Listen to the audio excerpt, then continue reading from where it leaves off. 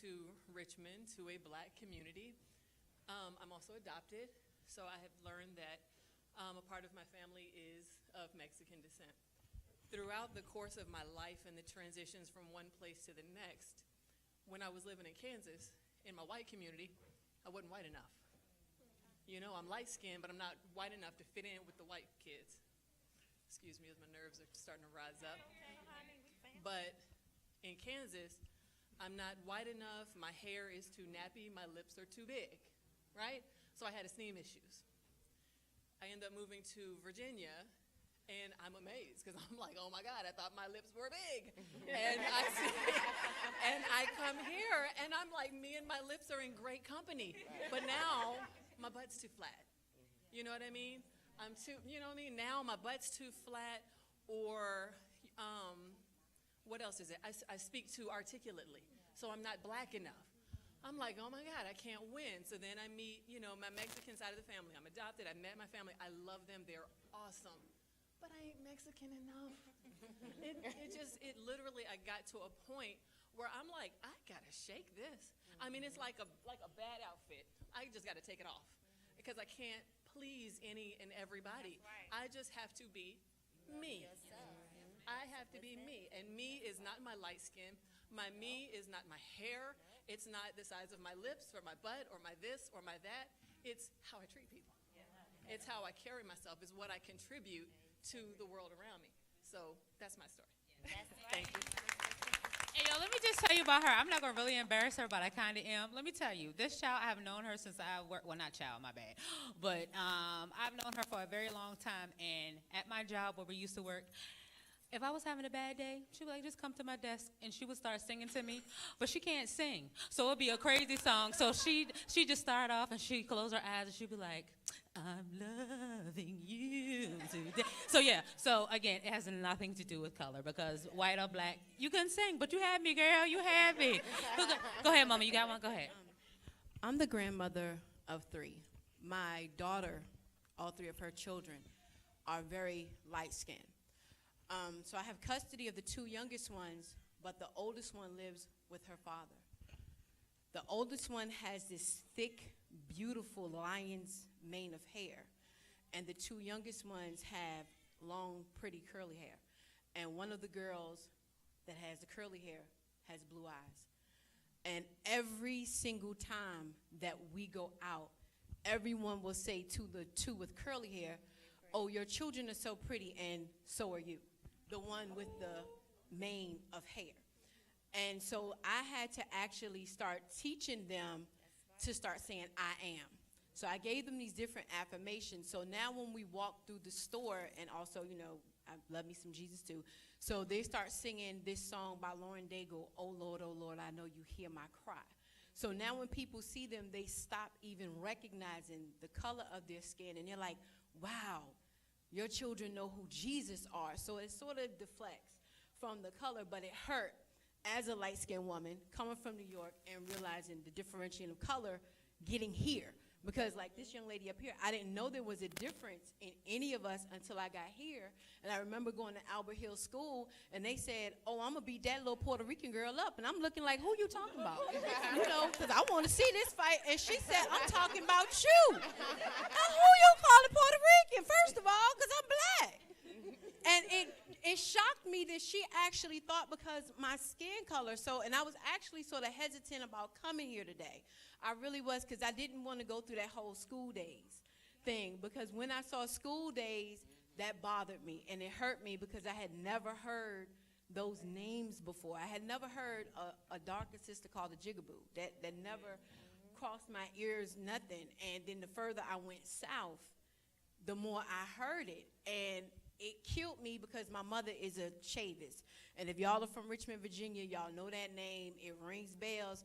And I'm actually an outcast because I'm too dark. I'm not light enough to be a Chavis. So I'm considered a dark-skinned Chavis because I don't have curly hair and I don't have green eyes. But all that to say, you know, as people of color, when we do see people with their kids, we shouldn't. It shouldn't be, oh, you're cute and you too, or, oh, girl, you got a shape, and, oh, let's stop doing that to them.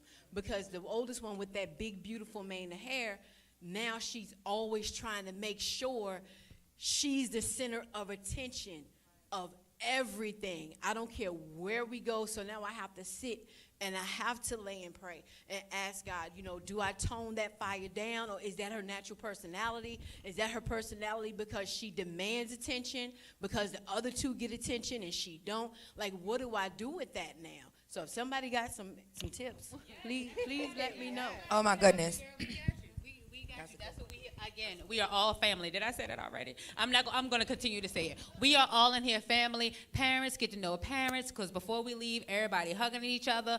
If you don't like to be hugged, we're going to give each other a high five. That's what we're going to do. But again, we're here to help. We're here to help. I'm going to let this little girl speak first. You want to say something, boo? Okay, go ahead. You want to tell me how old you are first? Go ahead. I'm 6. You're 6. Okay, go ahead.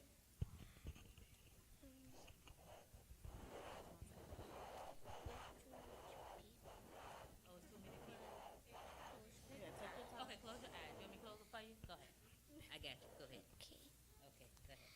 I used to think that I was Cardi B, and now I think that I am not her. So I am myself, and I am going to stand out, and I am going to be who I am. That's right, ma'am. Thank you, dear. I love you, okay? Okay, Annette, go ahead. It's open. Yeah, go ahead. Hello, everybody. I just want to say, as a parent, and like everyone has said today, it does start at home first. So we have to teach our kids, because it's the kids. You put a black kid and a white kid together, and they just want to have fun.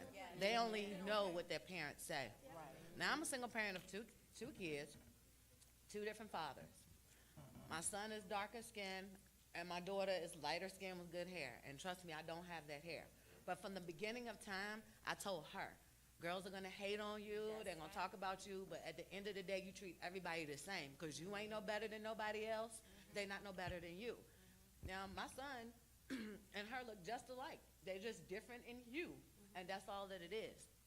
But she catches it too. She had a little girl who, she went to school, and every day this girl had something to say out of her mouth, but she didn't know her from a can of paint. Finally, because I have taught her to love herself, she confronted the girl, what is your deal with me? Because I don't know you. We have no dealings together. And the girl told her pure existence. Well, what are we going to do about that? We might as well throw down right here then, because I'm not going anywhere.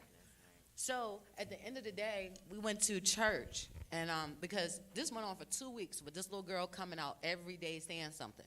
Now, granted, when you go to school, you need to go to learn, and we got a goal of where we're trying to get. But I couldn't take anybody picking with me every day before I'm ready to make you taste something else other than, you know what I'm saying? So we go to church, and the preacher is speaking, and he says, I got a lot of haters, and I must be doing something right, because they talking about me. And the more he talked, because I was going to go to school on Monday, we was going to do all of this, and by the end of that service, she was like, he was talking to me, Mom. Do I need to go to school on Monday? Nah, I got this. Because she had to still feel strong enough with herself to take what this little girl was saying to her, but then to deflect, not let it take from her. So we grew from that. We did go to the school, because I had to stop it, because I didn't want her to snap off in there every day of someone picking on her. But we did it the right way. We went to the school. The school had to, we went through a contract. Of course, they came back to her in class, and she was like, you made me do this. Now I'm a snitch. No, it's not about being a snitch. That's right. But it's about just sticking up for yourself and letting them know, I don't got to take what you say about me, because we don't deal with bullying. And I'm an etiquette trainer, and it's not just the light-skinned girls get it, the dark-skinned girls get it, and it's just that we have to teach them to love yourself, and then to go speak to someone else if you feel like someone is just coming at you way too hard that you can't handle. So I just encourage everybody to, if you can't talk to your parent, find a friend's mom, somebody that you can share it with, or talk to your kids yourself, because I beat that up against this one's head. That's right. Ms. D, go ahead, give it to Mama then. Give it to Mama. Turn it up for her, D. D, is it up for? You fine. Go ahead. Hello, everybody. I'm glad to be here. That my beautiful daughter at the end invited me to be here. And as I stand here and look, I see so many shades of beautiful queen, princess, and everything. Yes, Mama come from the country, straight out of the country. Yes, hood. ma'am. That's what they call it. But back in the day, when what I taught my children was education was the most important thing. And if you get education, you can go anywhere you want to go, not by the color of the skin, but the education. Back in the country when I was growing up, what I found out was that was so strange, and I understand that it goes way, way back. When the separation came, when if you was dark skinned, you was in the field. If you was light skinned, you was in the kitchen. That was back there long time ago. But regardless of whether you was in the kitchen or whether you was in the field, we all still came together because we all was one people. And then I remember as I was having my children, and when each one was born, I remember the older people used to hold them and say, let me look at the ear to see what color they're going to be. Are they going to be light-skinned or are they going to be dark-skinned? That's what they were saying. Then they would kind of like shun you if you was kind of that little dark-skinned child. And I was shunned too also because my sister was brighter than me, and my relatives, family relatives, what they did was every time I tried to come in where the rest of the kids were, they shunned me. And they pushed me, my little cousin and all used to tear down my little playhouse. So I learned how to be by myself a lot, lonely a lot. In my relationship with men, I thought that because my color I was, that they didn't want me. They wanted the better looking woman. So I always thought if I had the smaller nose, if I had the long hair, that they would want me. But I found out the truth. They had low self-esteem themselves. Right. And at this age now, almost 65 years old, where the self-esteem was down to the ground long time ago, it's up because I know that when Jesus Christ died on that cross, he died for all of us. God made us in a multi-fashion all together. So if you have a problem with what somebody else look like, go to the maker, because he the one that created everybody. Right. And that's what I got to say. Yep. Y'all. You know what? And I wasn't going to speak, and then she just made me, reminded me of something. Yeah, it's self-esteem, Lord. I was just joking with Tony a minute ago about who's the smallest, and it's her. But, I mean, I've always had issues, but then it took this one right here, my child, to make me realize, like, we had a conversation a couple of months ago, and she said, I'm just too cute for this drama. I was like, damn, my 15-year-old said that. And that was it. That was it. So, love you, baby.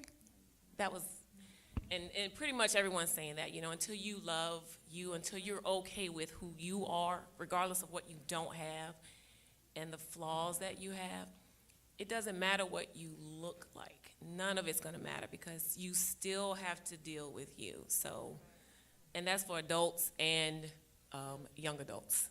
That's it. Can I piggyback off something real quick, Lisa? Oh, yeah. I I'm couldn't sorry. see. Yes, that's fine. I want to piggyback off of what that sister said over there when she was talking about the girls with the hair. I really never had a problem with my hue. My mother is very red, like very pale, and I never had a problem. My dad is dark. But I had a problem with hair. My mom always had a low cut, and I always used to say, I'm not going to cut my hair like no boy. And my hair, I didn't get a perm until I was old enough to get one when I, thought I needed it. My mom never permed me and my sister's hair, so my hair was always natural and nappy and stuff, and I didn't like that when I was younger. That's the funny part. I couldn't stand it. I used to be so mad, like, why are you not going to do something to our hair? And as I got older, and I started realizing and looking around at different women in the hair shop, I'm like, these women, some women have hair, some women don't. Some women have kinky hair, some people have long hair, and I started reading more on natural stuff, and I never was able to wear makeup anyway, so it always was natural. But I started reading up on it and just looking at other women, and I'm like, I think I'm gonna try this. So as I got older, like in high school, I got every perm and weave, but then I started reading. And then once I got in college and I went to it was a different world when I went to Miami and went to college. It was so many cultures around me. And then I just took the weave out one day, and I really, really liked it. Like, I embraced myself. And it's so funny, the same thing that I said, I would never cut my hair like a boy. I wore my hair short and cut, lower than Lissa P's, for at least 8 years out of my life. And men loved it. Women loved it. And I'm like, why didn't I do this long time ago? Like, it showed your features and all the flaws that I thought I had, my big teeth and my big forehead. It really just made me embrace that. It highlighted my flaws and my cheekbones and stuff. And I was like, oh, spit. You know what I'm saying? Then I started growing it and braiding it and just I learned that good hair is any type of hair. The natural, all these sisters up here, your hair wrap, your naturals, the puff, how your Shiko got her hair, I love it. You know, it's just beautiful. And it shows the different sides of women, how we walk around, and men too. You know, the locks and the different cuts they get and the natural beauty of it. I just started embracing it, and I'm just so happy that I really learned that good hair is what you make it. Yeah. You know what I'm saying? And I'm just so happy I found that out because I couldn't stand it. But now I'm like, the nappier the better. The nappier the better. But you know what? And let me just say something too before I get this beauty right here. Y'all have to understand, like, first of all, everybody has to love themselves. But two, y'all gotta realize we're the only hues who can do whatever with our hair. You know what I'm saying? Can't nobody else do what we do. Like, let me just say, the white people, they can't do what we do. They can't get the kinky, they can't do that. Girl, they gotta get a perm and get them curls. Yes, they've got to add stuff. Y'all see they trying to get the fuller lips. Girl, do you know, people are paying. They've now made, Callie a self-made billionaire because they thinking that her products is puffing up her lips, of their lips like hers, but now she's got the injections taken out because she doesn't want her product to seem false. So again, kids, young adults in here, yeah, that's all right. We got a few more hours to love on you, so that's fine. Go ahead, sugar. Go ahead. When you ready. Yep, flip it up. Yep. Hey everybody, how y'all doing? Good, beautiful. So, my name is Simone, and so two things I really wanted to say. The first thing, growing up, I think one of the worst things that I could have ever heard from my mother was, in the summertime, you're getting too black, you're getting dark.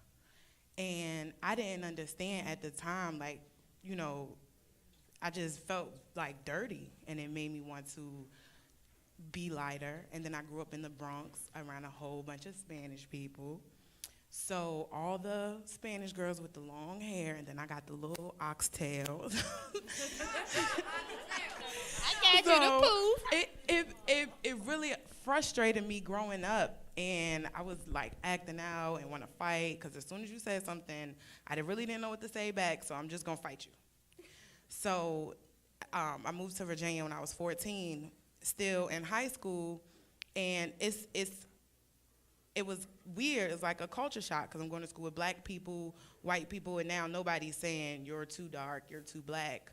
But back to what Miss Yoshi was saying about the music and everything that you see, you get inundated with so many images that now you looking at yourself like, am I good enough? Do I look like these people that's making all the money or the high society type people? And what I realized growing into the adult that I am is that your purpose will position you for greater. And when you have a purpose in life and you realize what it is, those insecurities do become suppressed, and they start to leave because you see the vision is much bigger than what other people are trying to redirect you to, which is what color you are, what you look like. None of that really even matters. You can't determine what you're gonna look like when you come out the womb. You can't say, I want a different nose, I want kinkier hair, I want straight. It's nothing you could do but literally embrace what you have and be grateful for what you have. Like, we all walking with 2 legs. It's some people who is not doing that. So, Right. and just, it's a whole bunch of stuff. Y'all know people be having a whole bunch of crazy ailments and stuff. Yeah. So it's just a blessing that we here, we can breathe, we have lungs. Yes, You ma'am. know, we have a purpose in life. Yes, ma'am.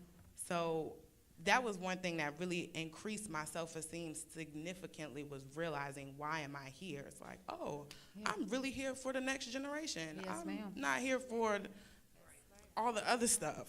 No, So ma'am. your purpose will position you for greater in all areas of your life. So once you find out what you're here for, ask God to reveal it to you, it's going to start to just put everything in your life in place.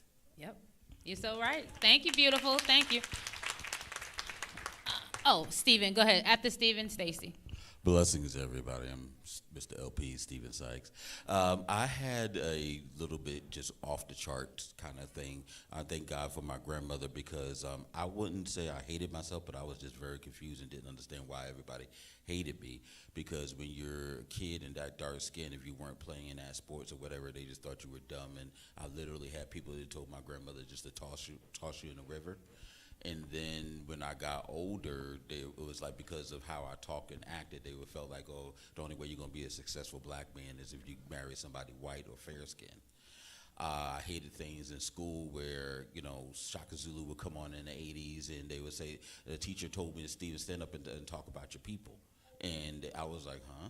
And I'm like, and because he really thought, well, there's only dark-skinned people like you like that over there, so I figured you knew them. And I'm like, no. Only what I knew for history of that, or Emma, Queen of the South Seas, and things like that. So I say that, take the time out to learn your culture and your history. I try my best to all the time to explain to other people about different culture and histories out there, that there's a whole world out there that a lot of people don't know, and a lot of cultures that's way darker than me. Over in India and China and Asia and Russia, there's billions of people who are way darker that we don't get to see, but then they sit there and try to put that stereotypical type of image out there. Or even in the times where I've tried to audition for things, but because I was like the way I am, could you speak a little bit more black and raise your voice and all these other different things. So take the time out to love your children and explain to your young men and women that it's more than out there than what you see, and get out there, get your children passports, take them overseas, learn about, because we take a lot of time here in America, we talk about our black experience here in America, or maybe even Africa or other cultures, but we don't even talk about the black experience in other cultures around the world. So once we take the time out to show all these things that we are diverse, we all are diverse, and just love yourself and keep that faith within your heart, that's the most important thing in the world. I just want to piggyback off of Mama. When she said about her growing up, I think what's sad is a lot of us don't even know how it started. It started with the Willie Lynch letter. And we were trained to hate one another. I was trained to hate you because you don't look like me, and you're lighter than me, so Master gonna like you a little bit better. So, and what they did was they had the women teach their offspring to keep them in place. If you lighter, you're better. If you're darker, then you work out in the field. You do the hard work. And so what we have to do is we have to reprogram ourselves. It starts here. And then I have to reprogram my children, because that's what they said. The women will program their offspring. So yes, in my house, we learn about other things. Black history is all year in my house. We're going to read, and that's another thing. Kids don't do enough research on their own lineage. If you go back, we are so rich in authors, inventors, hairstylists. It's there in our own heritage. We don't have to go out and look for it. We got it right here, baby. It's right here. That's right. You're a king, I'm a queen, I got a prince, I got princesses. We're nothing less. That's what I train and teach in my house.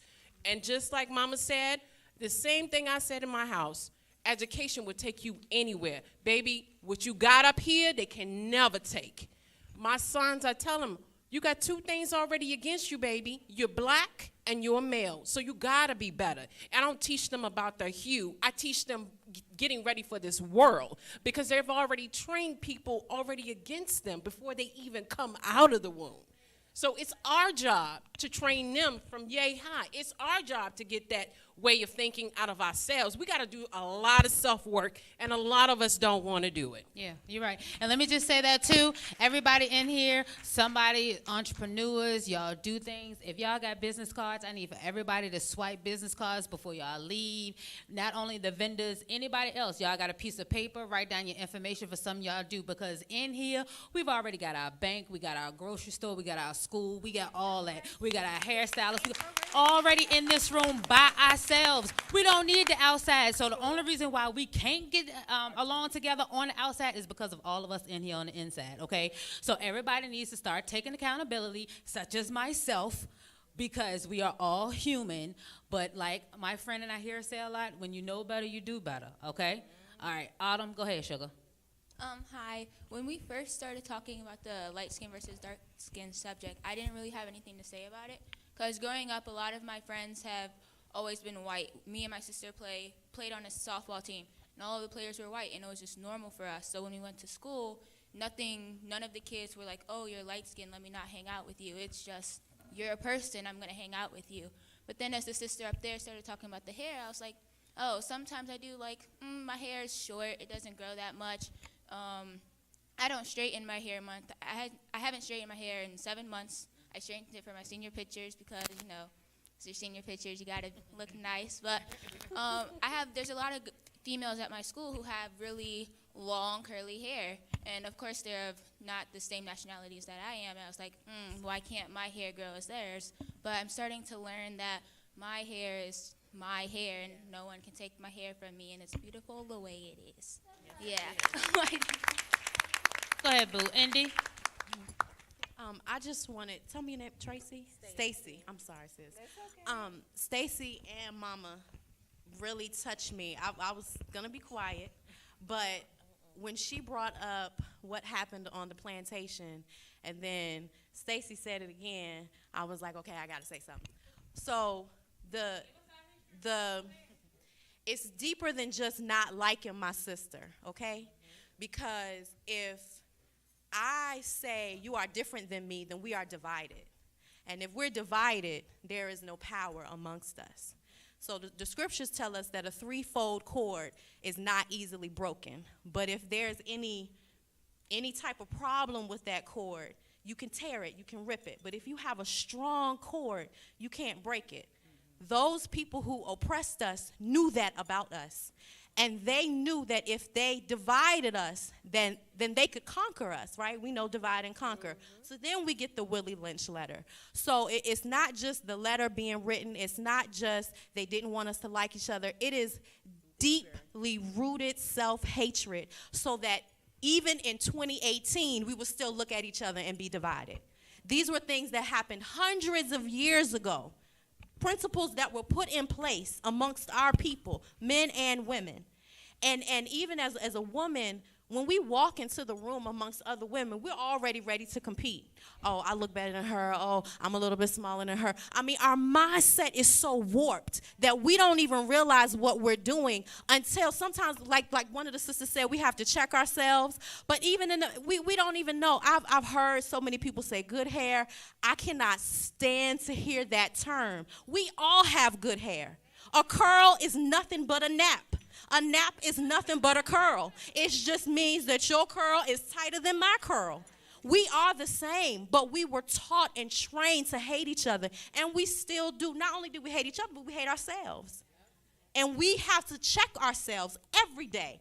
We have to understand that we do come from greatness, and that if we don't change our minds, our children will continue to suffer. It's our responsibility. Right. One of the mothers said, it's her job, because for the next generation, not just that, what we implant in our children today will carry down to our children's children. So what we teach our children, even in the womb, what we teach them in the womb is teaching other generations. And so this is a powerful, powerful movement that we're doing here today, because we're saying we want to do better, not just for the children that we see, but for their children and their children's children and their children's children's children.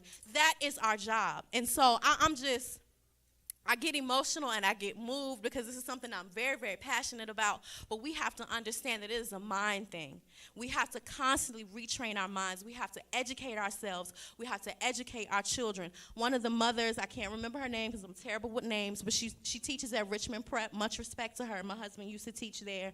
But when our children don't have positive images of themselves, they don't know who they are. And so if you go into a school and everybody that you see looks like somebody other than you, then how will you know how great you are? And if we know that the schools aren't doing it, then we as parents have to do it. We can't blame them. They didn't give birth to our children. It is our responsibility. So when you leave here, don't just come and have fun. The food is good. The products are nice. I want y'all to shop. Please come to my table. But what I'm saying is we have to do more than just come here and laugh and cry and have a good time. We have to go back home and do the work, and the work is hard. And that's where we come in to help each other, because if we swipe our cards and share our stories, we gain strength from one another. And everything that the oppressor tried to do, we deflate what they tried to do by coming together, okay? So we have to understand that it's not just about being here. We have to do more than just come here. You got to go home and do the work in yourself and with your children. Hello, everyone. I'm Neek from Legacy Internet Radio. I got something to say. I'm sorry. I'm being disrespectful to my mother. My mother's 6 feet. My mother was the first black model for Millen Rose and Tallheimers here in Richmond, Virginia. I'm only 5'4". So I got teased as a kid for being short. I got teased as a kid because I was the only girl in my whole family. It's 23 grandchildren, and I'm the only girl. So I got teased. When my mother was a model for Tallheimers Millen Rose Tea Room, and anybody here that's been here in the 50s and 60s know what the tea room is. My mother was tall, 6 feet, light skin, long hair. But she modeled, and the clothes she wore, she got to keep, because no one would wear them behind her. The shoes that they put on her feet, my mother wears a size 10 and a half or 11. They gave her a size 9 shoe. So my mother now is turning 75 next week. And thank you. And she's had problems with her feet all her life. Why? Because someone deliberately gave her too small shoes. Why? Because she deliberately had to actually go behind. Instead of going through the front door, she had to go through the basement. Instead of going through the front door, she had to go through the back door. Instead of going through the front door, she had to go through the side door. I have no idea what that's like. But I do know, as a 5'4" brown girl, as they used to say, I remember being bullied because I was a brown girl with long hair. And I was a victim of one of my classmates cutting my hair in elementary school. And I still remember that to this day. I've seen the young lady that did it, and I have nothing to say to her. But it did something to me. It made me stronger. So I remember and recall my mother walking in a room and saying to me, "Your walk is powerful. You stand strong. You hold your head up.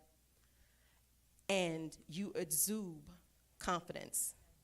And once they know that you love yourself and you're confident within yourself, that speaks volumes. And everybody will love you." And then she told me to smile. And that's all you have to do. And that's how I live my life. Everybody that knows Neek, she's always got a smile on her face. That girl's always in heels.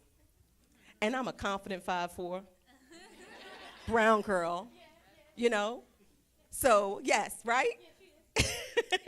So everyone in here is beautiful, please. From the lightest to the darkest. I don't see color. I love everybody. My best girlfriend was white. Kirsten. We were best girlfriends from kindergarten to 12th grade. And I loved her parents like they were my own. So we need to band together as women and as men, because my co-host Tay, who needs to take the mic, y'all need to hype this brother up. From the light-skinned brother. He's the light-skinned brother in the back. He being real quiet right now, and he know he need to get on this mic and tell his story. All right, Sharika, then I'm gonna my guy, once Sharika talks, but I'm gonna give, do I need to give you a formal introduction, or you gonna do it just, okay, you just here, you just another brother, then here, take the mic. Okay. Go ahead, Sharika. Okay, I'm sorry. No, I insist. My mama kill me if I didn't allow you to go first. My nickname is Rika. I introduce myself as Sharika. I have a condition called vitiligo, and I never realized me being black, brown, with curly hair until I'm 30. I'll be 32 next month. Until I developed this skin condition at 20 years old. So I didn't have it when I was born.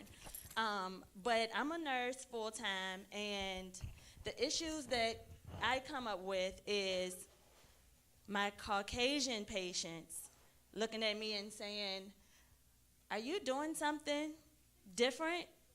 Are you making yourself another color? I never noticed it before. And I'm like, well, you know I was black. Like, the black is my normal color. So sometimes, and I'm glad I am the confident person that I am, because I deal with the stares. I get stared at. I have 3 beautiful children that I gave birth to, and we'll be out in the store and people would be staring. They would get upset, but I had to teach them that I'm okay, I'm good, we're good, I'm beautiful. Like, I'm happy with the way that I look. And I'm going to continue to turn white. And I have to explain that to people and just telling them, yeah, my melanin is going to be gone, but I'm still black. That's not going to change at all. Nothing changes that. I'm still black. Girl, I knew you was black when you switched that neck and you was like, I'm sweet, girl. But I want everyone to love who they are, because it doesn't matter what you look like. Hair, skin, doesn't matter. Everyone should just love who they are and be confident in who they are and be the person that they were born to be. I'm a spiritual woman, and I know God wants us to be who we are. We don't need to change for anyone. And who cares what people say? Who cares if they stare? I'm an easygoing person. You can ask me any question and I will answer it. But when your child is rude in the grocery store, mommy, what's wrong with her face? Yeah, I'm not going to be too nice about that, because you need to check your child. Yes. And teach them what these kids in here are learning today. Yes. Thank you, Boo. Zulu? My name is Paul Taylor. I'm a part of an organization called RVA Lead for Safer Streets and the Sanity Project. Today I had a dilemma, and that dilemma was it's been easier to make now since I'm here, but today is Maggie Walker's birthday, and she's been celebrated on Broad Street today. And I know a lot of you know or understand the significance of Maggie Walker. It's probably some of the reason that you're entrepreneurs now. I wanted to attend that, but I wanted to come and support Kia as well as this entire Hue event. And I wanted to be around strong women that when they leave their house, they don't forget their crown.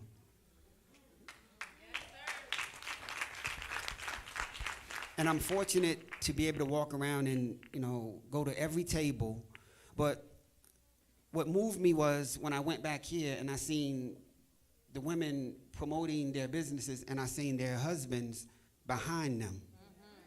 And right now we're living in a time where the husbands aren't always behind the queens. And I think we need to get back to that. One of the reasons that, you hear this light skin, dark skin thing, and coming from a man, I want my dark skinned sisters to understand something. You were so powerful. It wasn't that men didn't want to approach you because you was dark skinned, but you were so powerful with your natural hair, your dark toned skin. You were so powerful, we were afraid to pull up on you, not knowing what to expect, because it was going to be you to tell us, get your in order, bruh. And maybe we didn't want to hear that right then and there. I'm not saying that we went to the light-skinned woman thinking that she wouldn't do the same because, oh, she did straighten us out also. But you exhibit this power, this understanding that men need. Now, for my little sisters, it's something that this lady said that I want you to really pay attention to. You're talking to a man that grew up with hip-hop. I'm talking about the very beginning of hip-hop when it was in the parks in New York City. You know what I'm talking about. When it was in the parks, when there was no radio play. I remember in Virginia, there was no radio play. They said, well, we play R&B, no hip-hop. But now, you listen to these songs and how they try to make you, young ladies, to be something that they want you to be. Understand now, never allow anyone to make you feel how they want you to feel. Amen. Just because you don't have a Gucci purse or you're not light-skinned and fabulous, don't get it twisted who you are. Maintain your personal freedom, your understanding of who you are, because you are somebody that's going to lead us into the future. Now, I know my little hard head is a little hard head, so we depending on y'all. We depending on y'all to teach them right. Because one day they're going to come to you with their pants might be a little sagging, and it's going to take you to be like, bro, pull your pants up before you even pull up on me. Educate. Listen. Always seek to understand before being understood. All right? Peace. So I want to talk about knowing your hue when you're in the company of other people that don't look like you. And I think we don't speak about that enough.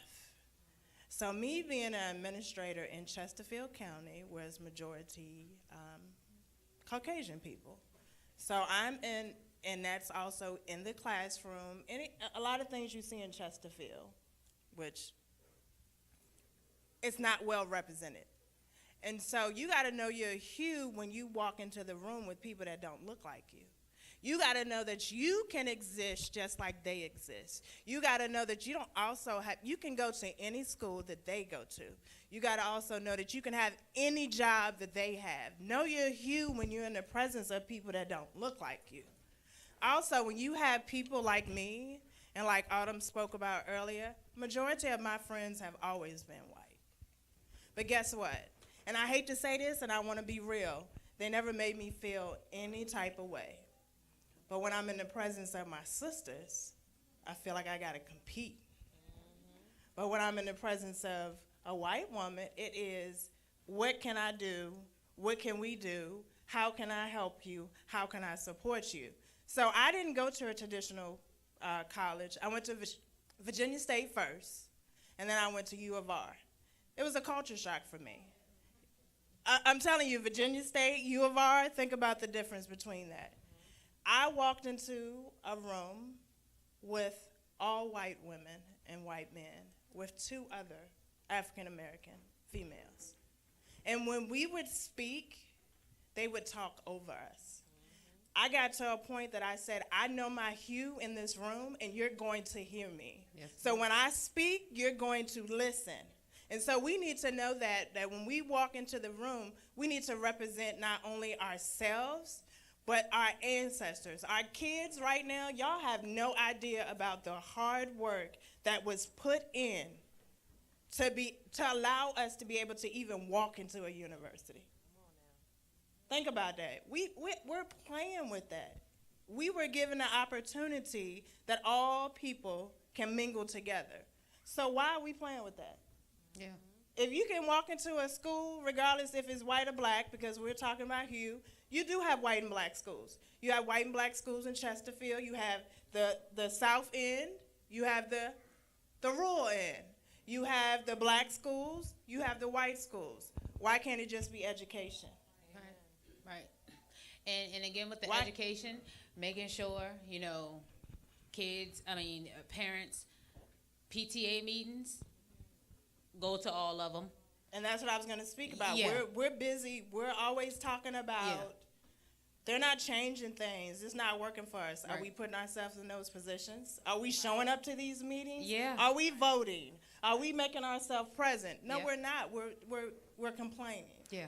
So know your hue when you walk into a room with someone that doesn't look like you. Because let me tell you what I do. I strut because guess what? The work that you put in, I put in more. Yes, So when I ma'am. walk into a room, you're going to respect me, and I'm going to represent my people, my students, and I'm going to represent my parents that instilled that in me. Yes, and you've done that since we've opened and closed the clubs, girl. Hey, girl, we here, we ready. Yo, go ahead, Pam. Go ahead. Is it on? Okay. It's on. I too was not going to say anything, but decided to speak on. Everybody has been talking about being yourself, and I always teach my children to always be who you are, so you never have to remember who you're supposed to be. And my middle child is she's mine. She's mine, but she is my god sister's daughter. She passed away in 2008, and in our community, when we say God, sister, God, brother, God, anything, the reason why is not just because you're my best friend, it's because when something tragic happens, you step up. And so my husband and I took in my now daughter, so she's my daughter now. And she doesn't know who her father is. We do know who her mother is, obviously, because she was my god sister, and she's black. And Sydney is very light-skinned, and I'm trying to get to my point and kind of trying to figure out how to say it because I always want to honor her mother because I'm Mommy now, but she was Mommy Bonnie. So we know that Mommy Bonnie was her mother, but we don't know who her father was, have no idea who her father was. So I told my aunt or my godparents, I said, you really need to do an ancestry for her because what she wants to know is who she is. And in everything that we've been talking about today in reference to light skin and dark skin and all that, at the end of the day, we want to know who we are.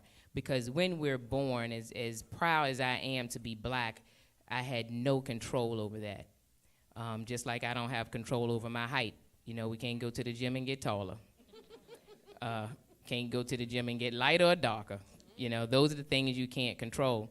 So as we sit and we talk about the color of our skin and the hue and things like that, it's been repeated throughout the conversation that we need to make sure that we're confident in ourselves and that we love ourselves.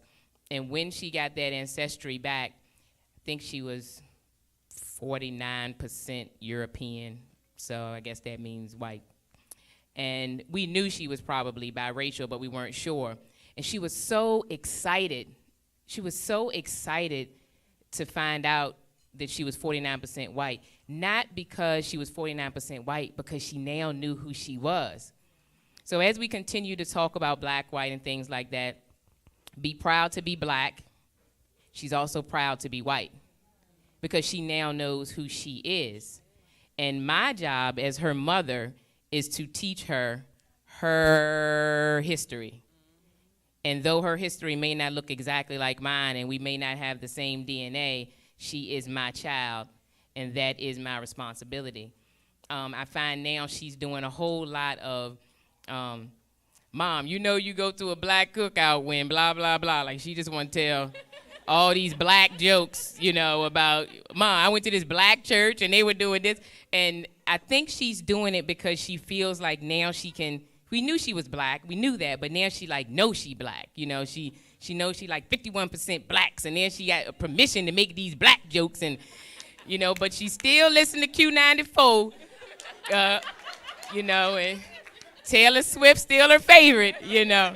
Anyway, I say all that and try to make jokes of a heavy situation, but you know, she is different from us, from the rest of my family, because you know, that's my husband, those are my biological children, but she is mine, and I tell her to be herself. So she do listen to Q94, her channel, and she got number 4 button on the radio when she get in there, but you know, we got the rest of them. We got the rest of them. But I try to teach her to love her hue in all that she is, her freckles, her very light skin, her straight hair that she think is white that's not, because as soon as it get humid, it kink up. So I try to tell her that if you are any black, you are black. But if you are any white, you are white. So what we need to do is teach her to, and I continue to teach her to be a good human, a good person, and be authentic and stop making black jokes. She don't do it right. That's number one, and she don't do it right. And number two, you don't have to make black jokes in order to be black. She is black. She's mine. So I particularly said this because you said you were adopted and you got to meet your family, your biological family, I'm assuming. And Sydney she doesn't know her biological family. And I believe that her mother did not tell us who her biological father was in an effort to protect her because there are no grandparent rights or god sister rights in the state of Virginia. So I think she did that to protect her, but ultimately Sydney hurts and she wants to know who her family is. So to know that now through Ancestry.com, she knows that she is what she is, she can now build on that and build on the side of the family that she does know. So.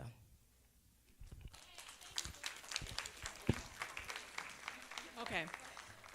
So I can relate to what everyone is talking about, and generational trauma is real. But I also wanted to say that healing for me took place, really strengthening my relationship with God, and locking my hair was the most amazing thing I did for myself, because it was definitely a spiritual journey of healing from the inside out. So I just wanted to say that. But I'm a school social worker, and I work with students from K through 12, and insecurities and low self-esteem start really early. And one of the things that I encourage parents to do, social media, Instagram, Snapchat, all of that contributes to a lot of the insecurities because they're comparing themselves. So please, just like the young lady talked about dancing, tapping into their gifts and their talents so that they have less time on the internet and social media. And it's not just the young girls that I see, it's older women that are constantly comparing themselves based on these images on the internet. You're so right, beautiful. Thank you. And before we get to Mr. Bobby, and before we get to, I got you, Ty, and I got you, Tony, I'm going to do a quick raffle to break up the monotony. You know what I'm saying? So get your tickets because we're going to do our first raffle. And just to let you know, that was a good segue, beautiful, because next we're going to talk about the imaging, the social media, and the self-esteem, okay? We're also going to go ahead and intertwine, just to keep up with time, the bullying with the kids and with adults, okay? I have, where is she? There she is, my beauty. She is actually a filmmaker for a short film her and her daughter did with bullying. Now, we were gonna try to show it. I promise you, I have my guys here trying to work on getting it, to project. Because they're busy, couldn't really get a lot of help with it. I'm still gonna try my best to show it. If I can't show the clip, I just want you to talk about the short film, your daughter, and the reason why you did the bullying film, okay? So, like I said, if we can't get it working, then I definitely want you to speak about it so everybody can go on YouTube and look at it for themselves, okay? Okay, but before that, we're gonna do a raffle. All right, y'all see these good partying gifts? Let me separate them out so it look like a lot. Okay, y'all ready? Okay. First ticket number is, I'll do 2 gifts. First one is 1482404. 1482404. Look at that. Yes, 04. This is from Miss Tierra Nicole Candles over there. So here's your gift, boo. Look at God, ain't that something? And you got a candle. Thank you, boo. Thank you so much. And next ticket. Y'all ready? It is 1482423. 1482423. Oh, wait, and you just got here, sir. Let me get you a gift bag. Here you go. This is from Miss Sharika and from her Confident Matters, okay? There you go. Miss Sharika. There she is from Confidence Matters, okay? Yay. All right, so y'all get ready because we're going to have a drawing in another few minutes. All right, so let me get the mic to you before we go into our next subjects. Hello. Good afternoon. I am Takara. I want you right now to turn to the person next to you and ask them, what can you contribute to your culture? Turn to the person next to you, say, what can you contribute to your culture?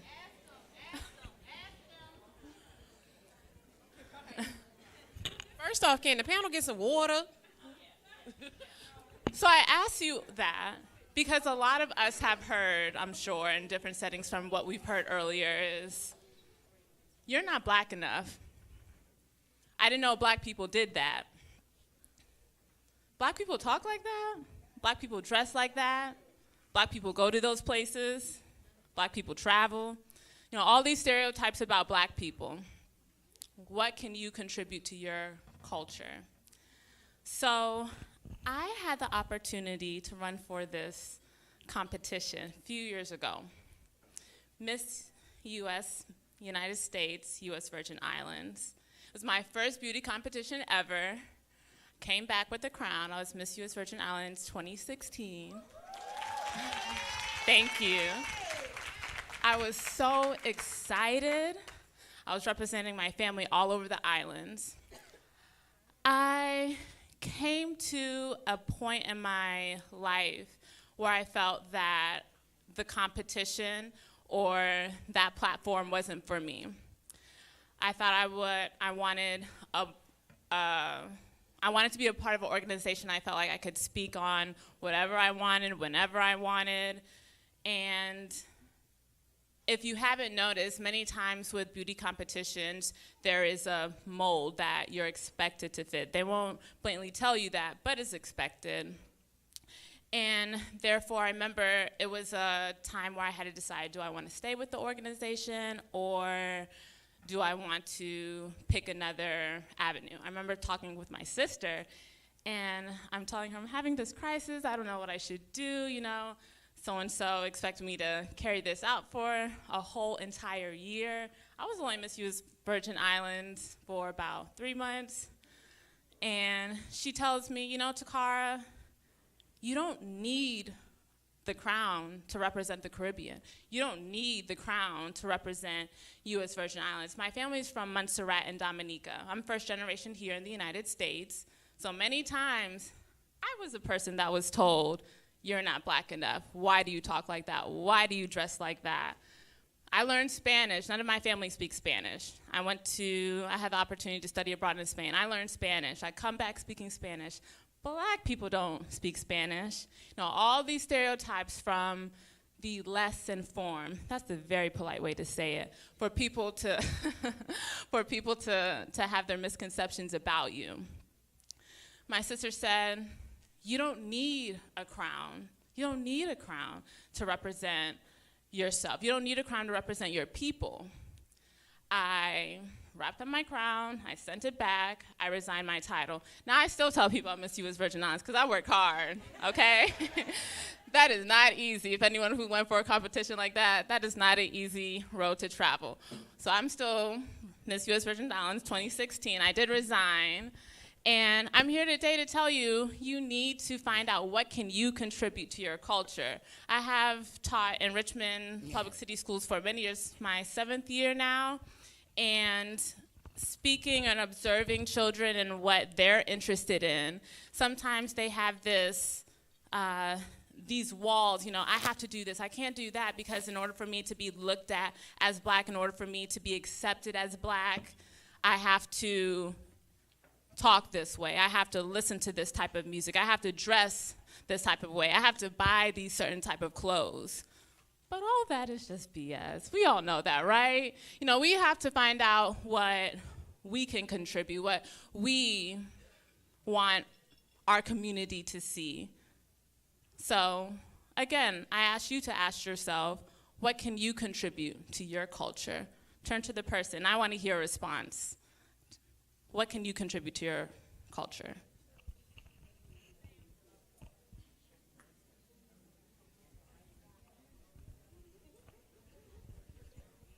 We have a lot of scientists here. We have a lot of musicians in here. We have a lot of future designers in here, doctors, lawyers. So ask yourself, what can you contribute to your culture?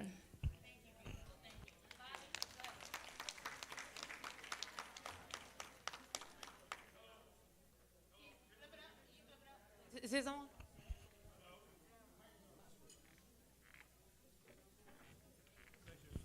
Hello, my name is Bobby McIntosh, and I just want to speak on the light skin situation with brothers and growing up. I remember from elementary school through high school, I spent most of the time of my life beating up dark-skinned guys. Okay? Now, I want to tell you something. This is not nothing to be proud of, but I want to tell you something. It happened like that because they would not leave me alone. They thought I was some kind of pretty boy. Okay? Back in the 80s, that's how they looked at light-skinned guys. Oh, he's a punk. Okay, I grew up in Brevoy Projects in Brooklyn, New York. So there's no such thing. If you're going to be a punk, then you better not be there. Okay? So, you know, you got big family. I had a big family, 15 of us. Okay? I got brothers, I got sisters. But you know what? That whole time growing up, because some other guy thought I was a pretty boy because I was light-skinned, they always wanted to challenge me. Okay? And I spent that much time in my life fighting against that physically, okay? I made sure anybody understood if you come across this street and you mess with this light-skinned guy, it's on. But I want to tell you something. I would never have made it to be 21 years old. I would never have made it to be 19 years old if I had not gone into the Marine Corps simply because I realized that that was not going to get me anywhere fast, but dead, okay? But I want to tell you something. Everything you spoke about here today, okay, this was not something we designed. It was designed by other people, okay? And as usual, we take it on and we keep it. We own it, okay? Like the pants coming down, like somebody saying, oh, this one's light skin, or this one's dark skin. All of this was not perpetuated by us. This was done by someone else, and we keep it, okay? As a culture, as a people, we keep it, we make it our own, and we just keep on going. So now that's how everybody in the world thinks of us, okay? I went into the Marine Corps, and the guys that I served with, they didn't see white. They didn't see black. We only seen green, okay? Yeah, there was some prejudice there, but I guarantee you, when it came to fighting for our country or protecting our people or protecting ourselves, we only seen green. No one ever fought me in the Marine Corps because I was light-skinned. No one ever fought me because, you know what, I was shorter or I was taller. Never. Maybe because they had a few drinks, but other than that, that was it. So what I'm saying to you is that I see the younger generation, the young men, still with the same thought process. How is this possible? This is possible because us men, us fathers, are missing in our homes, okay? I see what's going on here. Look we got 1% men in this house, okay? Without a question. Now, I'm sure there's some more men out there and there's some more brothers out there, okay? Now, the ones that are in here and the ones who are proud to be men, okay, and protect their families and look after the women that are in this room, then you know what? We got to go out there and say to them same ones with this mentality that, you know what? They're going to stay in the same place. And our younger generation, the 26-year-old, my son is 26 years old, and I'm proud to be a father, but I am not proud of his expectations of black people. Not because I didn't teach him right, because everyone else around me is teaching them wrong, okay? Because of what's going on TV, okay? Because what his friends, because what rappers say, this is what he takes on versus his father, who's a decent person, okay? So we have to look at all of that. Okay, and we gotta look at the men and the women, and you got a good man, okay? Let's get away from degrading them. Let's get away from trying to make them be metrosexual, okay? Let's get away from all of that stuff. Let them be men. Let them be the man of their house, okay? By making sure that he understands and making him responsible for his family, okay? And the best way to do that is to make sure that you love him and respect him and make sure he loves you and respects you. And don't have a divided house where the father says one thing and the mother says another thing, okay? So that's why we get all of this stuff that is still, why is it today kids are still, these young boys are still going through light skin, dark skin? Why, and the young ladies are still going through the same thing. Because us parents, grandparents, okay, we're not teaching it. Grandparents are what, 40 years old now? Okay? And I know families where the mother, the grandmother, and the daughter were all pregnant at the same time. Okay? Now, as crazy as that sounds, okay, the system is set up for what? You get the check, you get the housing, everything else. Because guess what? Men are missing. We're not there to take care of our family, so women think it's necessary to do that. Okay? It's not. Okay? It's not. And I know it's not an easy road or anything else like that, but we have to. Okay? Based on everything I've heard here today, there's no reason why we can't do better because we know better. Okay? Everybody in here, look at these young ladies here, the younger generation here. Look at moms over here. Look at the gentlemen over. This don't make any kind of sense that we know so much and we still perpetuate this crazy cycle of irresponsibility. Okay?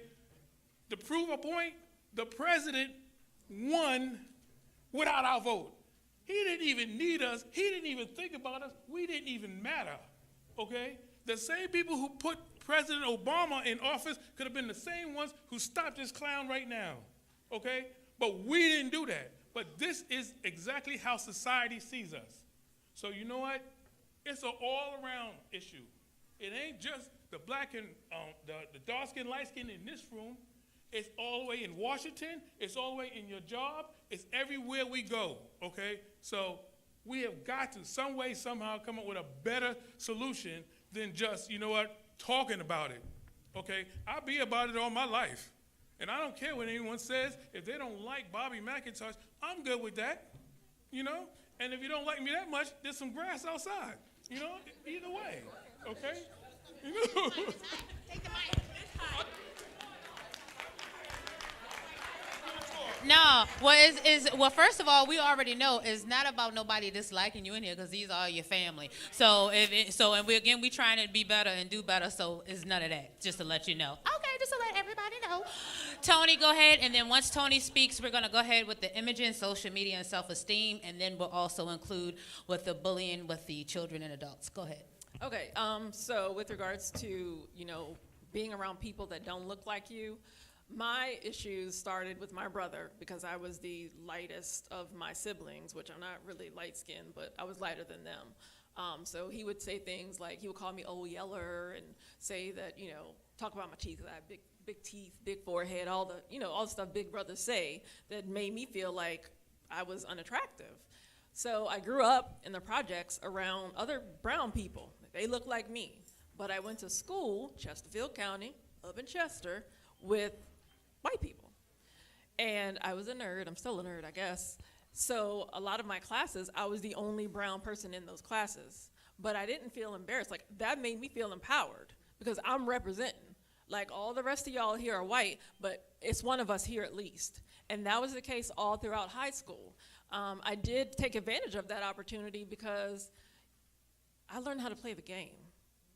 And that has helped me in my career at work. Where I work now, there's a lot of brown people, but my department now, there's about 30 people on the East Coast. Of those 30 people, there's me and one other brown person. And it's funny because when we come together, they look at us like we're supposed to be uncomfortable, but no, I represent, and I represent every time, and I exceed everything that everybody else has to do. And that's what we need to know. Like, don't feel because you're a minority that you are subpar. You're a minority. That means you got to put forth as much more effort than everybody else does. And, just be who you are. Don't let them tell you and convince you any different. I will share an incident that recently happened with my employer. We went on a tour of Mount Vernon, which is a plantation. I don't know how many of y'all know that. So we go to Mount Vernon, and we're going on this tour, the mansion and the grounds, and I'm like, I can't believe these people brought us to a plantation. So my mother always taught me, if there's something wrong, you need to speak up for it. So I went to my manager, and I said, as a black woman of African descent, I was extremely offended by the fact that we went on a tour at a plantation where my ancestors lived, worked, and were hanged. Because they're marveling, oh, that's a big, beautiful tree. I got goosebumps. I got goosebumps too, but it's because I'm wondering how many of my ancestors hung from those trees. So Be proud of your blackness, embrace it. And last thing, teach our children, but sisters, you are your sister's keeper. Don't let your sister go out the house looking crazy. Don't let her, just be with all kinds of men and, not having self-respect.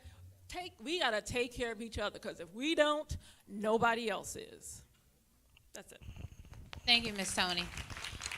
Okay, so now back to the panel. We're going to go ahead and just intertwine the last two topics together again so we can be good with time. And just to let the kids know, and the adults, because I know y'all heard of this Shiggy Challenge, right? So being that we're recording this live on YouTube, I'm going to need some of y'all to help me with the Shiggy Challenge. Do y'all know what that is? Well, look, for the ones who don't know what it is, that's fine. Don't worry about it. But the kids, do y'all know, what the Sugar Challenge is? Y'all know? Kids, y'all know on the side with the Sugar Challenge? Oh, y'all know. That's fine. Okay, that's fine, because I'm not doing it by myself. So we're just going to move on for right now. Okay? All right. Panel, this goes to you all first. How do you feel on imaging, as far as what we're talking about now, and dealing with social media, and also how that intertwines with the self-esteem of people? Once you finish with that, how you feel about the social media and imaging, then you can go ahead, if you want to, and talk about what you feel or what you know about bullying. So just so we can intertwine everything together so we can stay on track. See? All right. I am an administrator in Chesterfield, and I spend majority of my day dealing with issues from social media. So there's a saying called Facebook thugging. Is there some young people in the room know about Facebook thugging, right? That's where you're online and you're actually punking someone, or you're talking mess to that person. But when they come into the schoolhouse, and I can't believe I'm saying schoolhouse instead of school, that's our old school saying, the schoolhouse, it causes the building to be in an uproar, because they're dealing with it online, and then when they get in the building, they're confronting each other. And it is bad, y'all. It's to the point that it disrupts the whole in-school environment. And not only do you have the students that are Facebook thugging, but you got mama and auntie that are in the background Facebook thugging with them. You also have bullying online that is getting to the point where I personally would love to go shut down Facebook, because Facebook is taking away the kids actually having conversations with each other, getting to know each other, and they're hiding behind a computer and making comments to people. And then when they get face to face, you have some kids that will confront you. What did you say on social media last night? And then before you know it, they're popping each other in the face. I mean, really, literally, it is to the point now where if you as a parent, if I say to you as an administrator, Ms. Smith, I noticed that your child was on Facebook making all these comments to this young lady. This is where the situation stemmed from. My child wouldn't do that. We'd literally have to go on Facebook, pull it up, and show the parent that this is what is going on. And they're like, who is this? This is not my child. They don't behave this way. Yes, they do, ma'am. Yes, they do. So like I said, I spend majority of my day when it relates to discipline on dealing with issues from social media. Instagram, you are my page. You put this on there. You got Snapchat. Oh, he snapped me and he didn't have no business snapping me. Yeah, it comes up on there and it goes away, but do you realize that they can actually download some of that Snapchat and show it to people? They're changing faces of people. So it might be me, my body, but they put another person's face on there. You have parents that are coming into the school and they're saying, I need help because my child doesn't want to come to school. They don't feel well. They're being picked on. It is really serious. And what we have to do as an educator, we educate kids on walk away, don't say anything, don't hit them. We'll help you deal with it. But at the end of the day, if I was a child in school right now, I'm not going to even lie to you. I be popping people in the face all the time. I mean, I'm being for real because it is a lot for them to deal with, the emotional part of someone always having something to say about you. Right.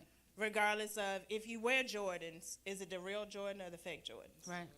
Right. It's bad, and I think as I'm not a parent, yes I am. I'm a parent to all the kids that are out here in the world.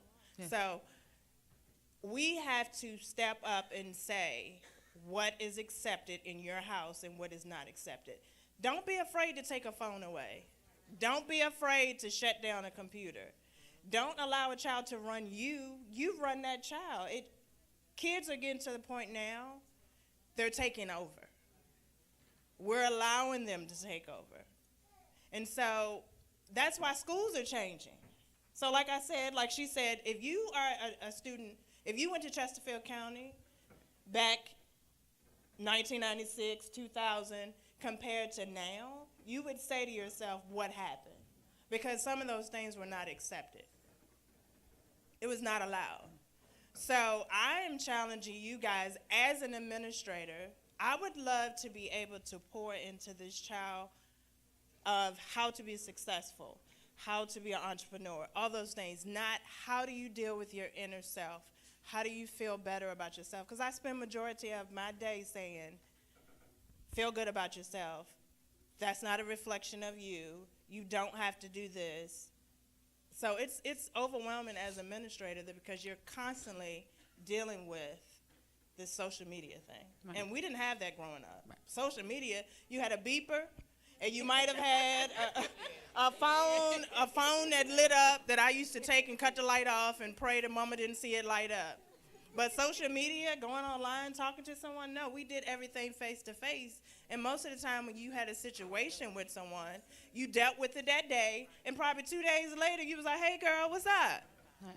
You forgot about it. But now you can't forget about it because it's always out there for someone to always go back and look at. Right. Parents on the floor, we also want to get your take on, too, if you know of any kids, if not only your own, but any of their friends who have been bullied or having issues with social media and imaging. You know, I want to get around to you all, too. Stacy, anything on bullying with adults, kids, social media? Well, I have imaging? something about social media. Like Okay. I said before, I'm a parent of a child who has special needs. And it's funny, because she's like any other teenager, you know, and she said to me, Mama, want a phone. Now, she's 12. My baby's 12. My princess is 12. I will fight anybody that try to mess with my 12-year-old. That's my princess. So she comes to me, and she's like, Mommy, she's like, why do I have parental controls on my phone? Well, baby, at your age, you're trying to be on Facebook, Instagram, Kick, and some other social medias that I don't know. So my job always as mom is to protect you. And that's a whole nother world that you're trying to explore. So yes, you do need parental controls because I need to know what's going on with you. And I think a lot of us don't do that. We like, oh, they privacy. When I was growing up, we didn't have any privacy. There's no privacy in my home. I pay for it, I bought it, I own it, it's mine. I want to know what's going on. Right. So she looked at me and she was like, she 12, so she got that sass attitude. She gets it from her mother. She was like, okay. I said, well, what we gonna do? We got two options here. We can keep the parental controls, or you could give me my phone back. Either way, you're not Facebooking, you're not social media. You can go in there and read that book like I just bought you. What you gonna do? No, you bought this as a parent, you own this. You have control over this, not them. They don't pay no bill, they don't put no food on the table, and they don't do anything but what we tell them to do because I'm training you for what's out there, and it ain't always nice. Yes, ma'am. Miss Pam? Bullying, either bullying, imaging, social media, whichever one you want to touch on. Bullying? Yeah. Oh, go ahead. As a parent who has not, and it's so funny, it wasn't my daughter, it was my son. But it's hard as a parent to watch your child hurt and you not know what to do about it. The last thing you want to resort to as a parent is tell your child to put their hands on somebody else's child. You don't want to do that. You know, you go the political way. Okay, you know, I went to the schools. I went to the schools first, and I went to the principal, and I talked. No. At the end of the day, they were not working for me, and I'm going to be honest. Because, like I said before, my first job is to protect my babies. Those are my seeds. So I said, next time, Dunkerville put his hands on you, you knock him out. And they're going to call mama, and I'm going to deal with it because I have been through every single hoop to protect you. So now you knock him out, and I'm going to deal with it. And it went just like that. He slugged him right across the face. Dunkerville went sliding. Don't mess with mine. Okay, that works. No, he didn't. He didn't go home for a couple of days because his mother went in there, and I said, I tried to do this the right way. I tried to do this the way the rules that you had in place to handle the situation, but it's not working. We have to come up with a better solution because our kids are dying. Left and right, the self-image, his hair, her hair, or whatever, they're dying too fast for us to not be out here doing something about it. Okay. Yes, ma'am. After you, Miss Pam, I'm going to get my beauty over here, and then, Sharika, I'm going to start from your end and work in. All right, I'm going to try to be quick. I'm lying. I'm not. Can't be I quick. was trying. I'm not. Yeah, I have 3 children. 1 typically developed, 2 with special needs. JP does not know he has special needs. I don't really worry about bullying with him because he just lives his life every day. He is who he is. He has no idea that he has special needs. He has no idea he's different. He's just him. Sydney, she has special needs, and I just feel like she puts on this suit every day of who she thinks she's supposed to be because she knows she has special needs, so she's constantly brushing herself off. You know, everybody's seen the movie Friday.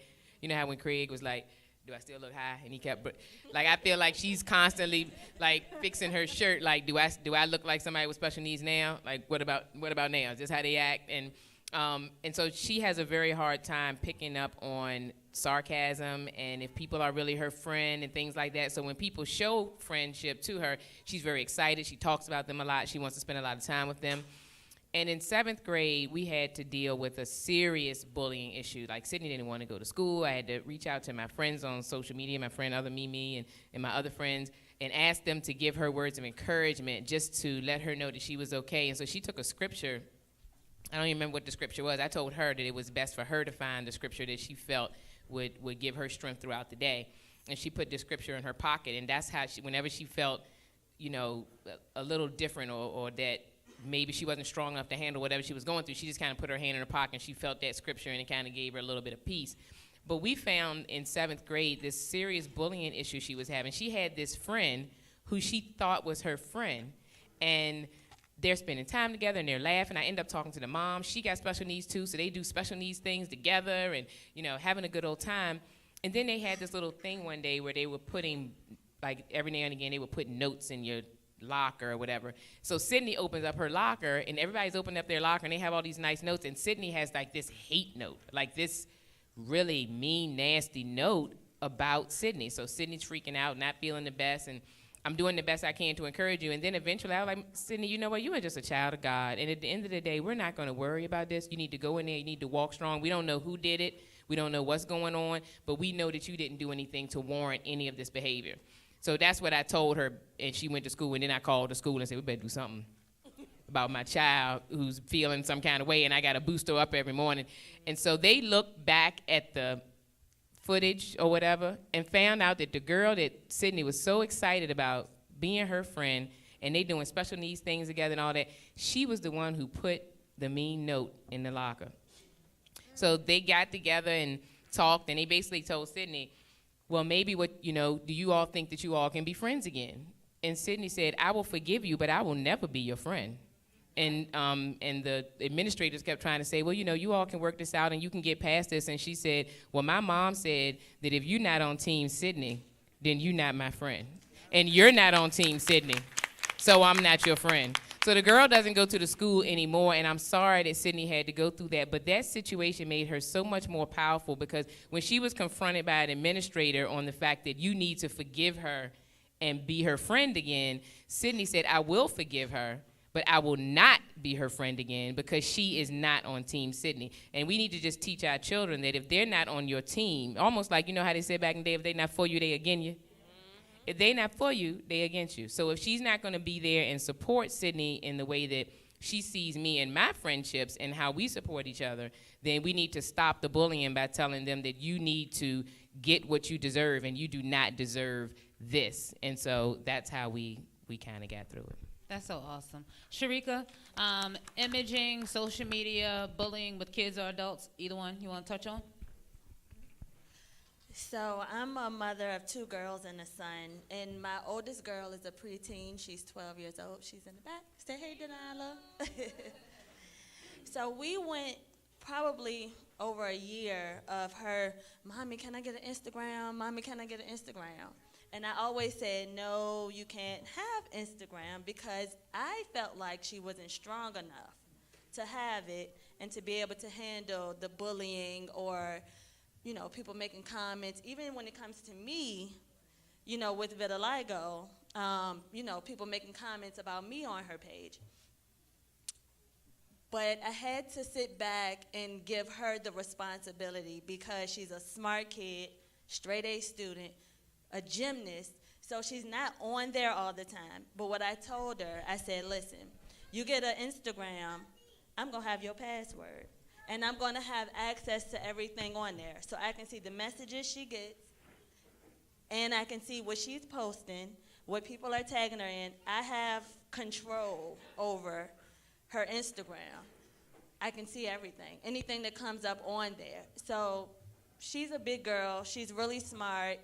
She's strong. She doesn't allow people to say things mean to her. She doesn't have those types of relationships with other kids. So that's my standpoint on it. I was on the fence at first, but I had to let her be a big girl because our kids are growing up. And I raise my kids the way that I want them to grow up and for them to learn their own responsibilities. And she's doing pretty well with it. So. That's awesome. Yoshi, before I get to you, go ahead, beautiful. Go ahead. Hey again, how y'all doing? So I really feel very strongly about this subject with bullying and social media paired together. I'm not a parent. I don't have any kids, but I'm a hairstylist.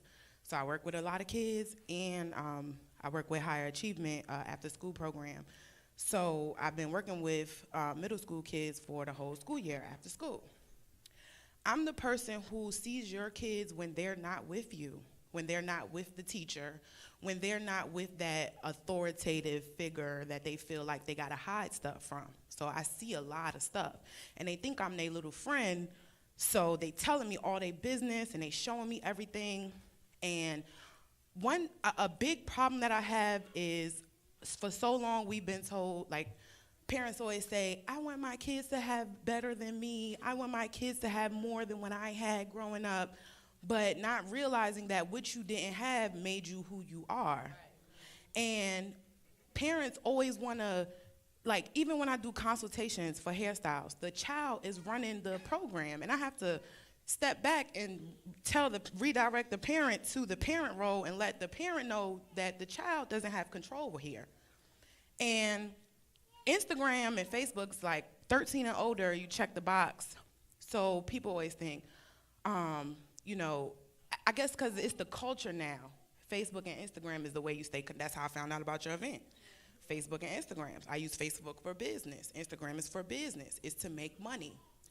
And I realized that putting out content, you're either going to be a content creator or you're going to be someone who consumes content. And black people, just in general, we're raising our kids, well, yeah, a lot of people are raising their kids to be people who take in content. They consume content all the time, paired with, I want my kid to have a better life than me. Y'all not realizing what y'all kids is getting exposed to just from that ideology. It's like, I know kids is growing up way faster, they more mature, they growing up very quickly, and I think that's partly because we're pushing that on them to hurry up and grow up, hurry up and get responsibility, or the culture of Facebook and Instagram is just exposing them to so many adult-like things. We're grown.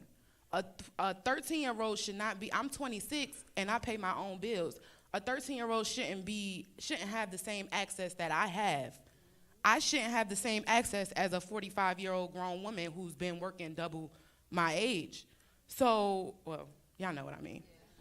But I just want parents to get back to clean your room and clean up the house and get good grades instead of just, oh, I want my kids to look nice because I didn't look good when I was growing up and people picked on me. Or my mother didn't give me this much freedom, so I'm gonna give my kid all this freedom because they gotta figure it out on their own. Anyway, their brains are not developed enough to comprehend a lot of these things that's thrown at them. They're getting PTSD at 13 years old because the parents wanna let them live their life. No little kids, they can't take care of themselves. They shouldn't really have all these extra opinions and extra options like, what do you want? It's about the kid. Like, I came up right at the end of that era of like, it's because I said so, or, like, you can't get it. You don't work. That was my mother's answer for everything. You want this? Oh, do you have a job? No. Well, then you can't get it yet. But parents now say, well, I'll save up. I'll work hard and buy you these $300. I'll buy these $500. Y'all spending $1,000 in prom dresses and all of these shows. That's adding to their self-esteem problems because when they get older, and a lot of parents not teaching their kids work ethic, how to get the money to spend it or how to spend the money. So now they stealing. Now they borrowing stuff from their friends, looking poor when you're fine, but your kids looking poor because they want to borrow and steal. And we just need to get back to teaching good morals, good values, and realize that you are who you are because you didn't have what you have. Your kid don't need all of that. Just don't let them peer pressure you into getting them stuff. Have a good day. Now, I do want parents, if it's okay for you to ask the kids if they want to talk about bullying or if you all want to talk about the social media. Where y'all cell phone at? I know y'all got y'all cell phones out, so I really want y'all to talk. Like, if you want to talk about I'm not going to put you on the spot. But for real, any kids, if you all want to talk about the bullying, and I'm going to get you too, boo. And again, the social media, I want you all to speak out as well, okay? Hi, I'm Naya. Self-esteem, bullying, social media. I was bullied for a while, and mostly because of my weight and how fat I was and stuff like that. And my skin color mostly too, because I was too dark to talk to people or stuff like that. And I still get bullied for that now. But social media, sometimes I'll sit at home and be like, oh, she's so pretty, has a flat stomach, she's super thick and pretty, she has curves. And then I'll look at myself, I'm just like, ooh, I need to work on that, and it happens a lot. But then in the back of my mind, it's like, okay, I think about what my mom taught me and my father, my grandmother, and they taught me that I'm beautiful the way I am, and it doesn't matter how dark I am and stuff like that. I also have friends that help me with my self-esteem also, so it's gotten better over the years. But, like every day I, scroll through Instagram, see all these pretty people, and then I realize that also the light skin and dark skin thing, they're also going back and forth, like, oh, light skins are winning, dark skins are winning. And it's just like, well, if you think about it, we are all still black either ways, So just wanted to share that, so I've gotten better. Yes, baby. My beautiful sugar work. Yes, sugar. Yes. Yes. Oh, go ahead. For just a second. I'm Angel, and I'm Sanaya's mom, and yes, we have had quite the on and off struggle with her, so I did want to listen. And I, as a parent, want to thank everyone all of you who have shared your stories, shared your struggle, because yes, I bought her because I wanted her to hear that she's not the only one. Are you emotional? Stop, baby. I wanted her to hear, she's gonna make me cry, everybody's story, because yeah, she goes through a lot. Mom, how come I don't look like you? I'm not your color. I wanna be pretty like you. And it flatters me that my child thinks that I'm beautiful, but I want her to know that she is beautiful also. We went to Kings Dominion last Thursday, and we have a 15-year-old too who is more my complexion. And I was laying on my bed, stretched out with all of the Caucasian women around me who were tan and trying to look like us. And the 15-year-old comes over, and we have two boys too, and the little boy sits beside me, and I'm like, Solomon, can you move? Because you blocking mama's sun. I got to get some sun. I've been in-house all winter, don't have any sun. I'm too pale. And the older one looks at me and is like, Mom, why are you tanning? You're already black. So we had to have a whole discussion about why I wanted to be darker because my legs were not even with the top of my body. And I'm proud of them. I want to be bronze. I want to be as colorful as I can be. And so I had to take a moment and, explain to her, even though I am black, I appreciate my color and my tone and my hue. And I never had an issue with my hue, I guess, because I'm kind of in the middle. So hue never really was an issue to me because I never was raised to look at color until I had my baby and she came out darker than me. And then it was an issue for her. So I want to thank everyone for sharing you all's stories and your journey, because when we keep those things to ourselves, we don't bless someone else and help someone else. So I appreciate everyone for everything that you all have shared. I didn't know my baby was going to talk because she can be quiet, and I think you all encouraged her, and I'm trying to bring her out of that shell. So thank you all, because it does take a community for helping me to bring my baby out of her shell. Look, first of all, you see all these sisters in here you got, girl. So wherever you need us to go, we all gonna meet up and take care of whoever. With love, though, right? With love, we got. You are beautiful, my baby. Okay, you beautiful, and we all gonna hug up on you. So just get used to it, okay? So yeah, we gonna hug up on you. Go ahead, go ahead, go ahead. I just had to tell you, I wasn't going to say anything, but when I was sitting here eating my fish and fries, you walked past, and in my head, I thought when you walked past here, and we kind of looked at each other, she is such a cute, beautiful girl. We thought you were so pretty. So you are gorgeous. You are beautiful. I love everything about you, so don't you ever forget that, okay? Yes, Mama, that's right. Look at this fellas. Lord, where's the collection plate? Who brought it out, Lord? Okay. Hey, y'all, the grandma again. I'm going to tell y'all from experience from raising my grandchildren and the bullying too. Take the phone, take the tablet, take the laptop. And I'm telling you why. I work in a preschool. These things are ruining your kids. You think that they're teaching your children for you, because I utilize the tool too, because I got custody of the kids when they was 4 months and 1. And then my son was 7 years old with autism. So I sort of called myself confining them in one spot and put them in front of Leapfrog and abcmouse.com, because in my mind, it was still teaching them. Worst mistake of my life. Because what that does to your children, it teaches them how not to interact and sit still for the teacher. So while your child will sit there and look at the program for a full 30 to 45 minutes, the child will not interact with a teacher or a classmate for 5. I'm telling you what I know from working in a preschool. And a lot of these kids are being deemed as ADHD because we are putting them in front of the computer.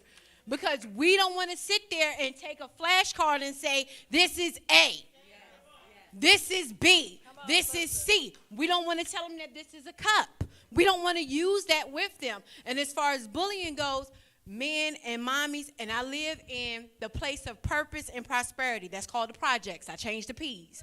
That's right, I did that. And we are teaching our kids to fight. We're teaching little Day-Day, little Keisha, little Quan and them that it's okay to be abusive and bully other kids. That's not cool. So in preschool, you have daddies that want to be a part of their children's lives, and they're teaching their little boys to fight. So now you got your baby boy that's 2 getting kicked out of preschool. Literally because he's watching you, not only you fighting in the street, but you beating mama out. So again, y'all take these tablets and stuff, because I mean, we do it. We give them in the car, we give them the phone. I see them in the grocery store. Like, I have actually had to start playing music and turn the phone down so my kids cannot look at YouTube while we're in the grocery store. I will let them listen to music or whatnot, but sitting there in front of that screen, we gotta take it. Yoshi, go ahead. Anything about social media, imaging, bullying with adults or kids? Okay, sure. I'll make it quick. So I work in Henrico County Public Schools as well. I'm a board sub, which means when a teacher is out for a long period of time, I come in and take over the classroom as the actual teacher, whether it's 2 months, 3 months, whatnot. Then I work with kids, period, dealing with my dance program. So I see this every day, dealing with social media. Now I have, maybe a bias view, I have two different sides. Social media, I think, is good in some points, and then some points it's not so good. As we know, social media is the gateway to becoming popular. What kid doesn't want to become popular? You know, so they have these challenges and everything, whether it's a dance challenge, like they have the new one, the Kiki challenge, which me and my kids just did this morning. We hopped off the van and did our little Kiki challenge. But then you have these other challenges that are kind of stupid, you know, and dangerous. But our teenagers or our young folk, our young generation, even the older ones too, they would take onto these challenges just to become popular or just to get likes. You know, that's the whole thing. How many likes am I going to get? You know, you can't get off the phone because you're, you know, going back to your phone to see how many likes you got from that one post that you just did. You know, girls doing certain things to get likes, whether it's twerking, other things as well, but twerking is the main one. You know, girls, okay, I want to get likes, I want boys to like me, I want to show that I can do my booty like this, and you're twerking. But what is that, what image is that really setting off for yourself? You know, what image is that setting off? That's not a good image to have, because years afterwards, you can still go back on YouTube, and you still see it, and you're like, oh, that was me? Yeah, but that was you. You know? And as far as bullying goes, that can come right back around to you. You know, your kids might see it later on the internet. Mommy, was that you? Is that what you want for your kids to see? I have two daughters. I have a 6-year-old and a 4-year-old. And they wouldn't dare see me twerking anywhere or doing things that I wouldn't want them to do or what I wouldn't want them to see me doing as they get older. No, they don't have access to YouTube unless I'm right there with them. My 6-year-old, she wants a phone. What you need a phone for? You right here. You know? So yeah, that's my take on it. It could be a positive thing if we keep it positive, but then you also have that side of it that's not so great. And we just have to watch our kids and be a leader. You know, don't be a follower. You want likes, you want everybody to like you. So what? Be yourself. You know. So that's all. Ma'am. Thank you. Go ahead, boo. Go ahead. So my name is Shamika. Thanks for putting this together. I think this is awesome. I wanted to touch on a couple things, so I'll try to make this nice and sweet and short and simple. One thing that I wanted to touch on, I believe it was Stacy, who was saying that, you know, she had issues with her child being bullied at school, and she had to take matters into her own hands, say, hey, you know, knock that kid out. At the end of the day, I don't have any children of my own, but I do have 2 twin nieces, my chocolate babies. That's what I call them. They are some chocolate babies. Love them to death. But they were getting bullied by this girl in school. This girl will put her hands on them, be all up in their face. And these are shy girls, you know. They are sweet girls. No reason for anyone to mess with them. Mom went to administration and said, hey, this is going on. What can we do to fix this? Administration did nothing. Talked to the parent of the child that was bullying my nieces. Parent said, whatever, I don't care. Went to the point where she was like, next time that girl touch you, you got to touch her back. And that's so unfortunate. It breaks my heart because our kids, we need our kids. Our kids are our future. When we are too old to make decisions and things of that nature, they're the leaders of this world. So we need them to be strong and be able to love and, you know, be positive in this world. So it broke my heart when I heard of that. My little sister, she's 10 years younger than me. She went through bullying in school too. My mom, she kind of came from that era. If you in the sun, you're going to be too dark. You need to get out the sun so you don't be black. So that was my growing up. So she faced a lot of bullying in school. But what I noticed as I'm getting older, I'm only 27, but there's a lot of bullying happening with adults, especially through social media. I promote a lot of content on social media. Thankfully, I haven't got any bad feedback or criticisms that people try to hurt me emotionally, but I've seen it from other people that I follow that are inspirational to me. And I feel like it is a trend that has stemmed from other places, other hurt places. Being able to, show men and women that it's okay to be yourself. It's okay to be a little bit different. Those things are okay, and I feel like our younger generation are more socially acceptable of being different than us older generations. It's an issue for adults, I feel like for more adults, to interact with people who are just a little bit different from you. Why is that? I have no idea. We can learn from people who are different from us, whether it's nationality, whether it's a language, whether it's a hidden talent that they may have. So I appreciate this open dialogue just to kind of get a better understanding of kind of what's going on and what we can do for those who have kids and those who don't have kids. So when I have a family, I want to be able to, take some of this that we're talking about and instill it in my future family so that my kids in the future could be better people and to live better and do better than I can or anyone else in this room can. So I appreciate the time, and thank you for inviting me today.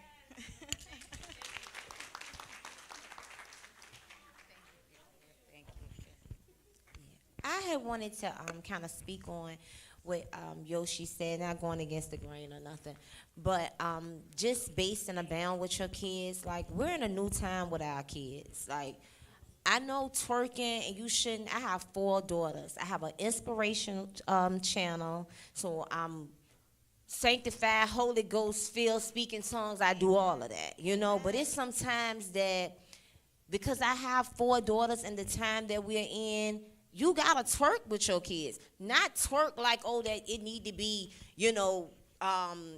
on social media or nothing like that. But sometimes you gotta come down to where your kids at so they can come up to where you at. That's just my opinion with it. Sometimes you really gotta get, like Miss Lisa said when she first started, MLK, TLC, because these kids is in some new times. They not trying to hear just a bunch of, not taking away from nothing nobody said, but cultures and all of that type of stuff. You got to get in these kids' mind with what they know just to be able to introduce them to that, about their ancestors and things like that. Because these kids, they don't want to, that's not getting their attention. They don't want to hear that stuff. You got to look like them sometime and wear your true religions, and you got to look a little bit like them so they can really get with you to be able to want to hear what you got to say and what you want to talk about. Even the Kiki challenge, somebody that did the Kiki challenge that I admire out of everybody was Kirk Franklin and his wife. I gave them so much respect because they are gospel people. They are of the Lord. When you really seen them do the Kiki challenge, it made people like this young, beautiful girl back there to understand that you can still be Christianity, you can still be smart, and you can still do those things because, like she said earlier, diversity, like it's always division with something. When I was your age, and people have told me all my life I was pretty. My hair was probably as half as this good weave I have in here now. Excuse me, this good weave. But it was really probably as half as long as this. And they told me all my life I was so pretty. My mama take me somewhere, I'm so pretty. I have a sister, and she's brown skinned. And she hated me. All I wanted in my life was to have this big sister figure. She just hated me. My cousin is actually sitting over here, Nicole. Shout out to Nicole, gotta love her. So she actually knows, everywhere we go, Kia was so pretty, but I didn't feel like that in the inside. I still didn't get all the boys that I wanted with my pretty so-called people self. I still was hurt. I still was too skinny, because I ain't have nothing, literally nothing. I still don't really have that much anyway, but it's all good. But let me tell you what helped me. It wasn't what my mother said. It wasn't what my dad said. But for real, it was me. And I only can tell you what helped me. was really me spending time with the creator who really made me who I am, I had to sit down. I did team ministry. It was people speaking in tongues. I just got it when I was 22 years old. I wanted that. But God really used to speak to me and tell me, Kia, you pretty. Not because they say you pretty, because I made you pretty. He installed some internal things with me. I have flaws right now, girl. I can tell you a story before I leave. I'm going to tell you. I ain't going to tell these people, though, because I don't want them to be judging me, because people judge, you know. But you are beautiful for the internal thing. But it don't matter what mommy say or what nobody else around here say. You're going to have to know that for yourself. You know what I'm saying? People see me all the time. They judge me. They look down on me because, you know, on Mondays, I'm talking about Holy Ghost, hallelujah. And then I might be on the social media with a little drink in my hand. I'm in transitioning, baby. Yeah, you know, like her now. You know, but all in all, you know, I'm just saying. You see what I'm saying? But I'm in transitioning. You know what I'm saying? So even as a grown woman and Miss Lisa putting me here on the panel, that was hard for me, because I'm not who God created. I'm not who God want me to be at the end yet neither. So even when you grown, you still gonna go through things, baby, all your life. Whether you're brown skin, whether you're light skin, whether your hair nappy, whether it's long, whether your titties big, whether your breast big, it doesn't matter. You're always, but when you get that love within yourself, it's just not gonna matter. And girl, you is gorgeous. And not because for real, you going through something, you crying all day, because you are. When your hair ain't done, you are. Girl, if I took this hair off right now, it's shorter than Miss Lisa's. Wouldn't nobody believe it. But hey, I make it look good.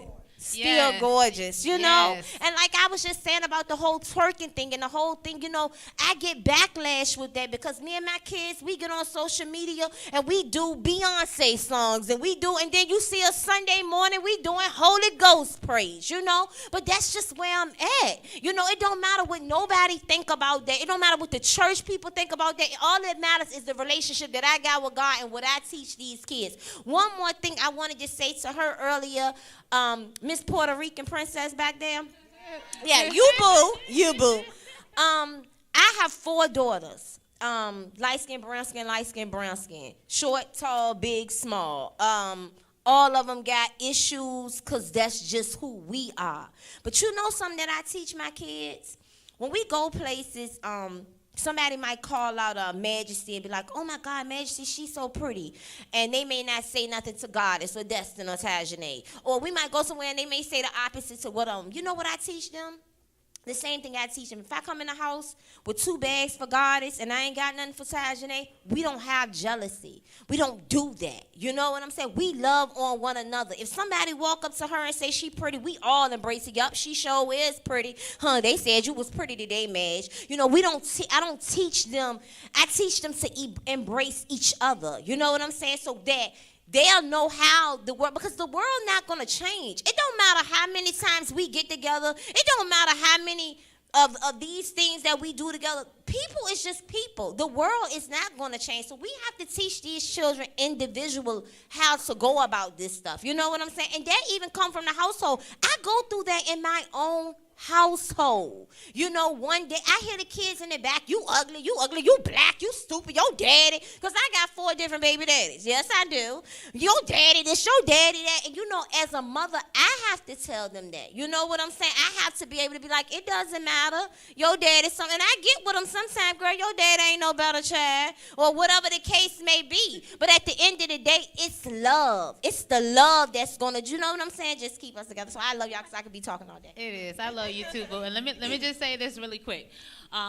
Just to stay faced with time, it is right now 3:32. Okay, so I'm going to let Indy talk. I want Yoshiko to go ahead and finish. Before you two talk, to talk about what you feel about the imaging and the bullying, I want Miss Elder to speak, to say what she needs to say, and I'm definitely going to get you, and then I will get you, and then I got you. And then if anybody else wants to say anything, just let me know. Steven, I got you too. I just want to make sure that I get people in who haven't spoken yet. Okay? So let me, go ahead, Elder, you go first. Good evening, or good afternoon. I'm Elder Monique, and it's my husband, Jay Coleman, and we are the Life Living in Freedom Every Day talk show on Legacy Internet Radio. there's a thing I would like to say. My son, well, first I want to talk about my granddaughter. She's 10 years old, and she was bullied in second and third grade to the point that she's light skinned. And I know that this was off topic because y'all talked about it, but I didn't like light skinned girls. I had an issue because I was dark skinned and I always wondered why. The guys liked it. The light-skinned girls, and my friends was light-skinned, so of course I beat up light-skinned girls. I remember him saying that about, he had fights with the dark-skinned dudes, but I had fights with the light-skinned girls, and I was going for their faces. Sorry, I am delivered now, but I did, and I wonder why I had light-skinned children. They all are fair-skinned, and but I thank God. I love each and every one of them, and my granddaughter is very light-skinned, and I love her dearly. So she was bullied to the point that she wanted to change her hair. She wanted to change her hair color. She wanted to be darker, and I'm saying, what is going on in the second and third grade? I mean, this is ridiculous, you know. So my daughter, she says she fight kids and parents, but I would say to her, please don't go to jail, these Richmond public schools. But we had to really, you know, talk to my granddaughter about, you know, loving herself and, you know, and being able to embrace who she is. And I had to tell her every day she was beautiful. She is beautiful. She don't have to change anything, you know, because she was wearing ponytails. You know, in second grade, you know, I wanted her to, you know, we grew up on looking like a little girl. But the kids would be teasing her, so she just talk about, oh, you're a little baby with ponytails. So she didn't want ponytails anymore. She wanted her hair straightened out. She wanted to, you know, look a little maturer and, you know, change her clothing. They were saying something to say about clothes. It was terrible. She would come home crying, and I'm thinking, like, I'm ready to go to this school, you know. And it was, and as Cece was saying about the administration, they didn't do anything. They didn't feel like it was a problem, you know. And I just thought that it was really affecting her to the point she got depressed. And she started to see a counselor, you know, and that was my recommendation because I do work in the mental health field as well. And I just told my daughter, just let her talk to somebody because I do not want anything to happen to her at a very young age. And the second thing is my son, he's raised in Hanover County, and he was having issues on social media with bullying to the point that when he wanted to commit suicide, there were people who would say to him, go ahead, you ugly. Go ahead, nobody cares about you. And he actually almost did. And it was very saddened for me and my husband because we were in a house and we didn't even know that he was on social media doing the card saying, I'm gonna die, I'm gonna kill myself, I hate my life. And we were in he was in his room, and one of his friends who did care about him was in Henrico County and called the police, and who called the Hanover County, who came to our home and told us. And then he just broke down and said, why you just saying, let me be raised in the hood, or, you know, be stronger, or, you know, or something. And I didn't really know that that was affecting him, even though I came from the projects and he knew that I was like a thug. But like I said, I'm delivered. But, you know, he just figured like me and his father is, you know, like this, but why he couldn't be like that. And it was something I didn't want for him. And so it was very difficult, but I thank God he grew out of it. He too had to go, he was very depressed and everything. And, you know, he graduated from high school. He made it through, and he's here, you know, and I'm very grateful. The last point, and I want to say thank you. The last point I want to say is she's very shy, and this is my mentee, and I'm a mentor as well. And of course, we the CEO of Faith Mentoring, Family Entertainment, Takeover. And this young lady that's sitting next to me, she's been bullied and has been bullied and schooled to the point that she tried to commit suicide numerous of times, but I'm very grateful, you know, that she's here, she survived. You know, she's began in the middle school, and it was because she's biracial, and just things that happened to her. My mom actually was talking to her mother and said that, maybe my daughter can help, your daughter. And I told her I would. And I came around and I met her and she told me her story. She's a singer. She's very intelligent. She's very beautiful. I talked to her a lot and encouraged her.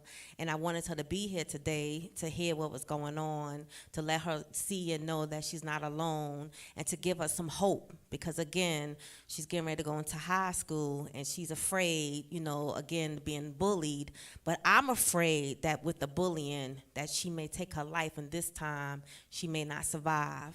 And so those who are prayer and prayer warriors, please pray for her as she go to school, this September. And if you want to give her your number, embrace her.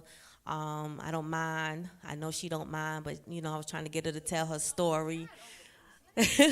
I was trying to get her to share her story, but like I said, she's shy, and I told her I was going to share it for her, and she was trying to escape by going to the bathroom, but I was like, I had to be sneaky. But I'm grateful that she let me share and stuff. But her name is Jordan, so if you keep her name like the sneakers, keep her in mind again. And I thank you so much for the opportunity.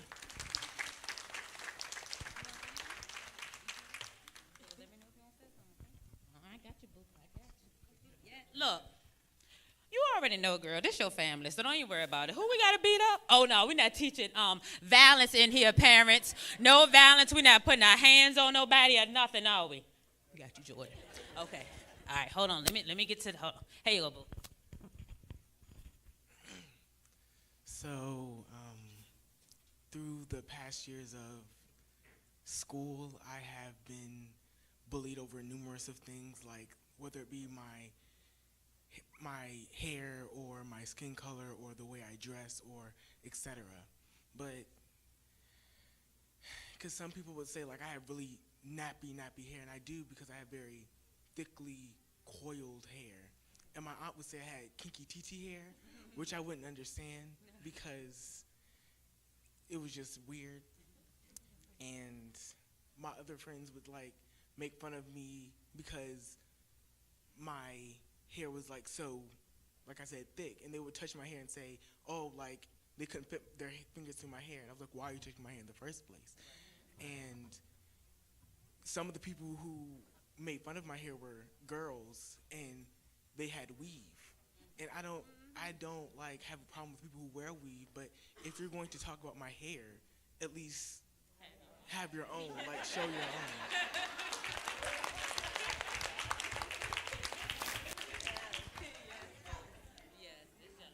And then some people would talk about how dark my skin was, but melanin is melanin.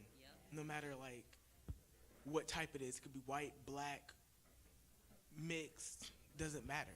Everyone's beautiful in their own way, inside and out. And the thing I don't get is, why would you choose to make fun of somebody else in their skin color and not think about the way that could affect them? But then, like, because I would tell my mom, and she would be like, you're beautiful, right? Like, how dark you are or how thick your hair is. And it would just make me feel better. But when I got back to school, it would just continue happening. And it really bothered me, and it lowered my self-esteem because I would start to believe what they were saying as true and start disliking myself because of what they were saying, even though what they were saying was just out of their own self-pity and self-rejection. And right now, I don't lower myself to their standards and like make fun of them. I just ignore them, because what's the point in lowering their standards, because you're only giving them the power over you. and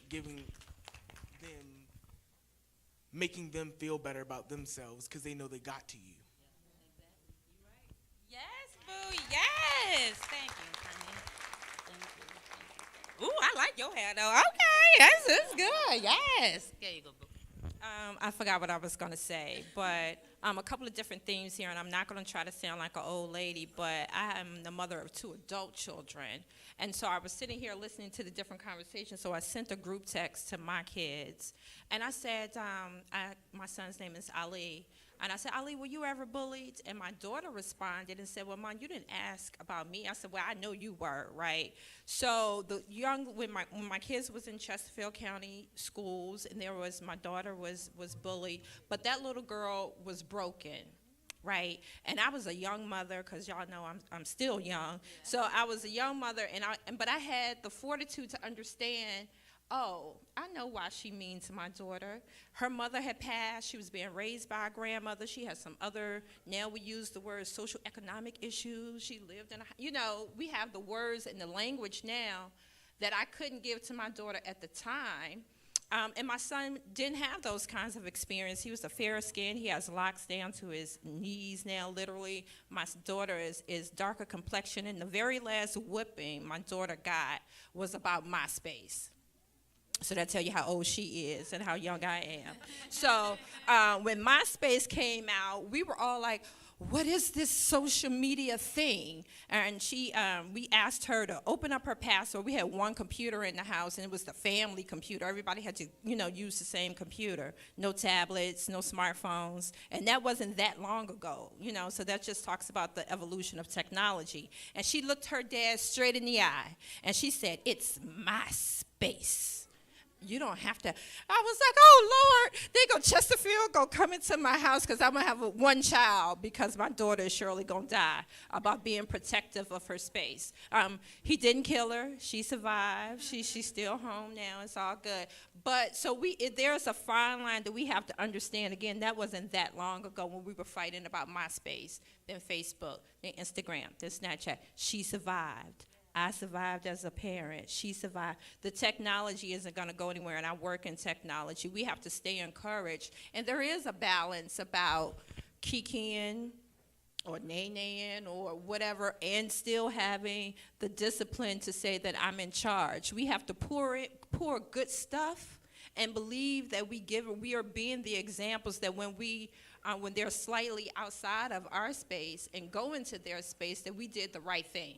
It's going to be all these social media pressures. They aren't going anywhere. It's going to be exacerbated. Grown folks, I'm transitioning. I took my weave out for the first time in 15 years, and I was like, oh, Lord, I only come outside for good reasons. But when Pam told me she was around the corner, it was worth me trying to get these curls together to come out and to be with my sister in this opportunity. So those kinds of things don't go anywhere. We got to just know that we're pouring the good stuff in. And so my daughter's 26, and she was bullied at 12, and she beautiful, and she brown, and she wear bundles sometimes, and it's okay. We didn't kill her behind MySpace. So we have to just keep going and be encouraged, and get your girlfriends and get your homeboys and let them see you be good examples as humans, and know that these bullies, we were all either bullied or did the bullying, and something was wrong then that we didn't just have the words now. So now we have the language. So this young man spoke better than any mental health professional that I've been around. He has the language at his age. So we have to, encourage the sister that was here, the baby that is back there. Give them the words. He has everything that now, what's my actor name from Queen Sugar, and that was in Girls Trip. We like, yeah, he's a superstar. He just doesn't know it yet. Coffee, right. So, so those images that we see, now he has somebody that he was like, that looks just like me. That looks just like me. Somebody, y'all looking like Issa Rae in here, and we looking like Gabrielle Union too. We have positive images, so don't think that social media is all bad. There are some good things that come from it. I want to applaud the ladies that put this together, and Pam for reminding me.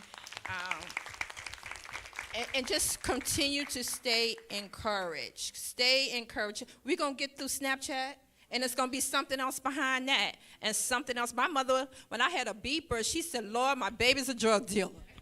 She fell all the way out. You know, so remember, not too long ago, our parents thought that they were just going to have to drop the mic and give up, and we all survived it. So just continue to be those examples, and then have faith. When my birthday is 11/21, every day, either 11/21 in the morning or 11/21 in the afternoon, my 21-year-old son sees 11/21 and just send me a random text, 11/21. So I know that now that when I'm not with him every day, he remember, he got it. And that's his way of being able to articulate to the man, you still with me. So that's all we got to do, and leave the rest to God. Thank you, boo. Thank you, beautiful. Indy, go ahead. Touch on the social media and bullying. Then right after you, Yoshiko, and then you want to speak, baby? Okay, I'm gonna get you. Does anybody else want to speak before I close? Before we get Marcus? Oh, and then my bad. Sorry. Okay. Oh, I know. I got you, girl. Okay, go ahead, Indy.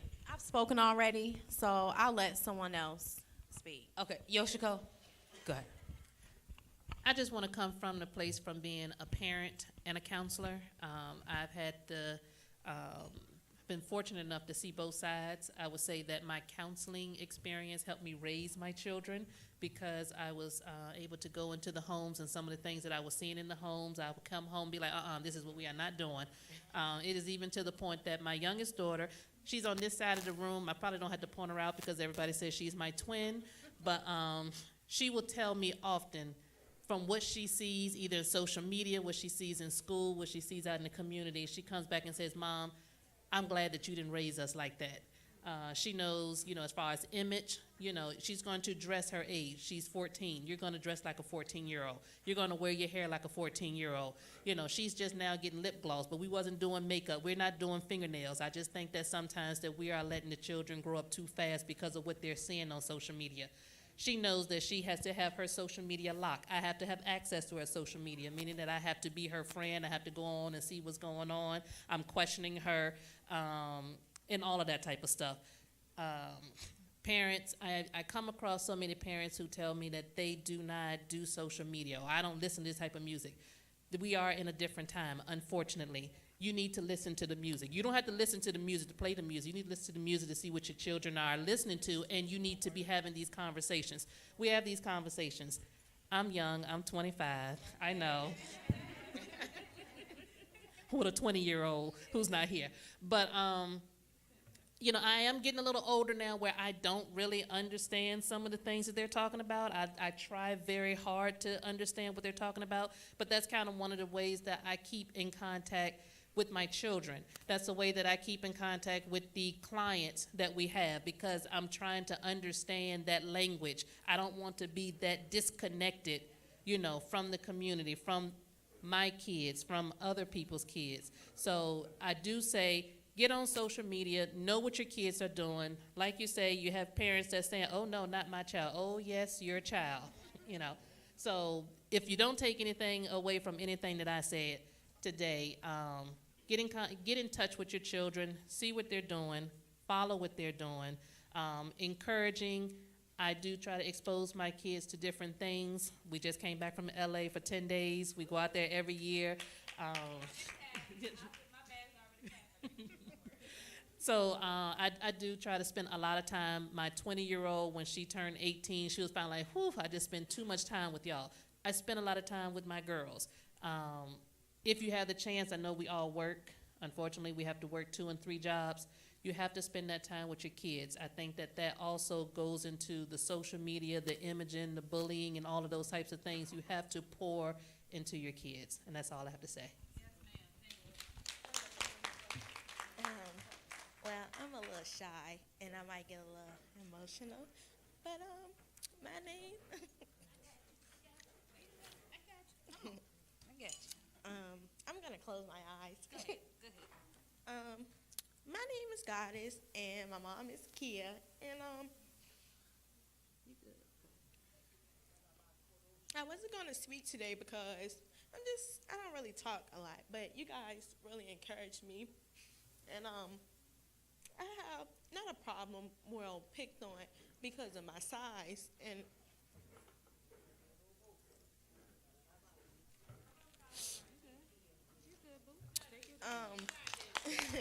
Take your time. We love you. Take your time, boo. everybody say, because I'm not as skinny, and I always tell my mom, because she's skinny, that I wish I was skinny like her or light skin like her, but they always say I have breasts, and they be like, well, you look like a pear, because I'm big at the top and small at the bottom, and I just had to look at myself and say, well, you're pretty. You don't have to be skinny or light skin or have long hair to be pretty. And my mom, she helps me, and just listening to all y'all stories is really helping me because sometimes I still have to be like, well, I wish I still was that, even though I'm this. And I just have to look at it like I'm beautiful and God made me this way. And if I really did want to fix it, then I probably can go to the gym, but We're not going to the gym. We're going to be cute just like this. I just wanted to thank all of y'all for encouraging me to speak.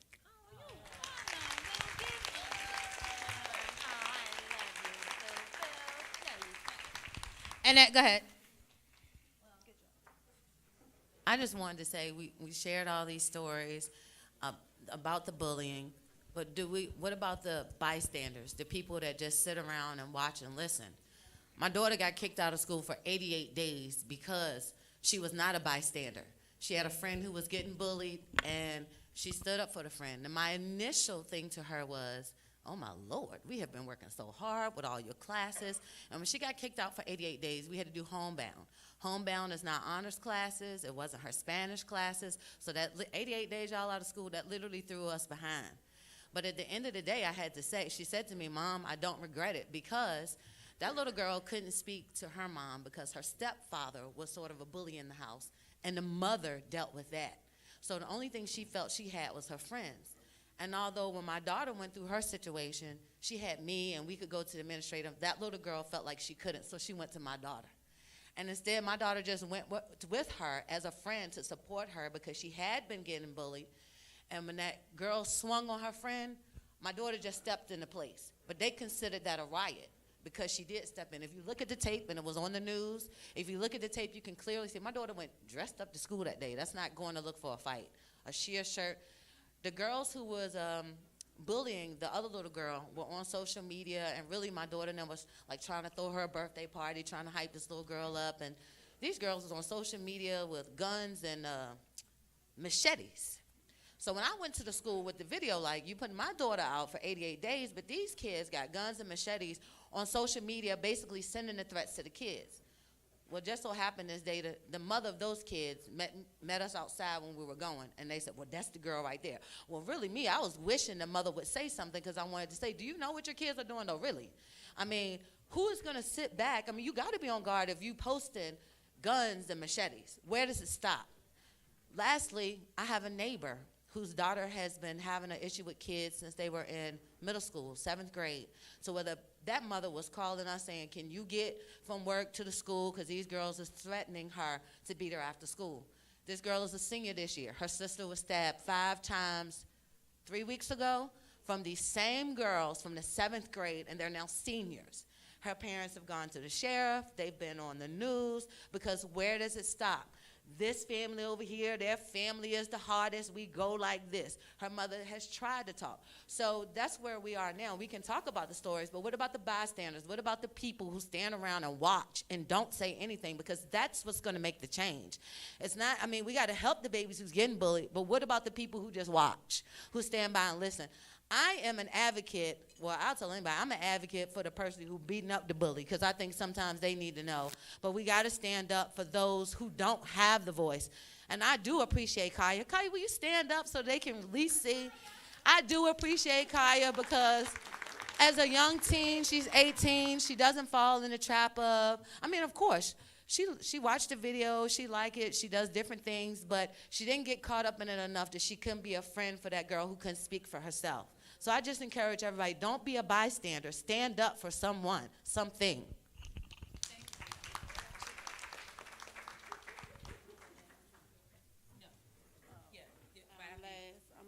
Okay. Oh, how y'all doing? I'm Brandy. How y'all doing? Hey, That's Brandy. my sister, Miss Kia, kicking it with KP. I'm a mother of 4, ranging from the ranges of 26 to 9. My daughter's 26. My youngest daughter's 9. My middle boy just state championships, ring him. Yes, yes. My oldest boy going to VCU. So I want to talk about a positive note. Yes, ma'am. Please do. Before the kids leave out the door, y'all got to tell them that they're kings and queens.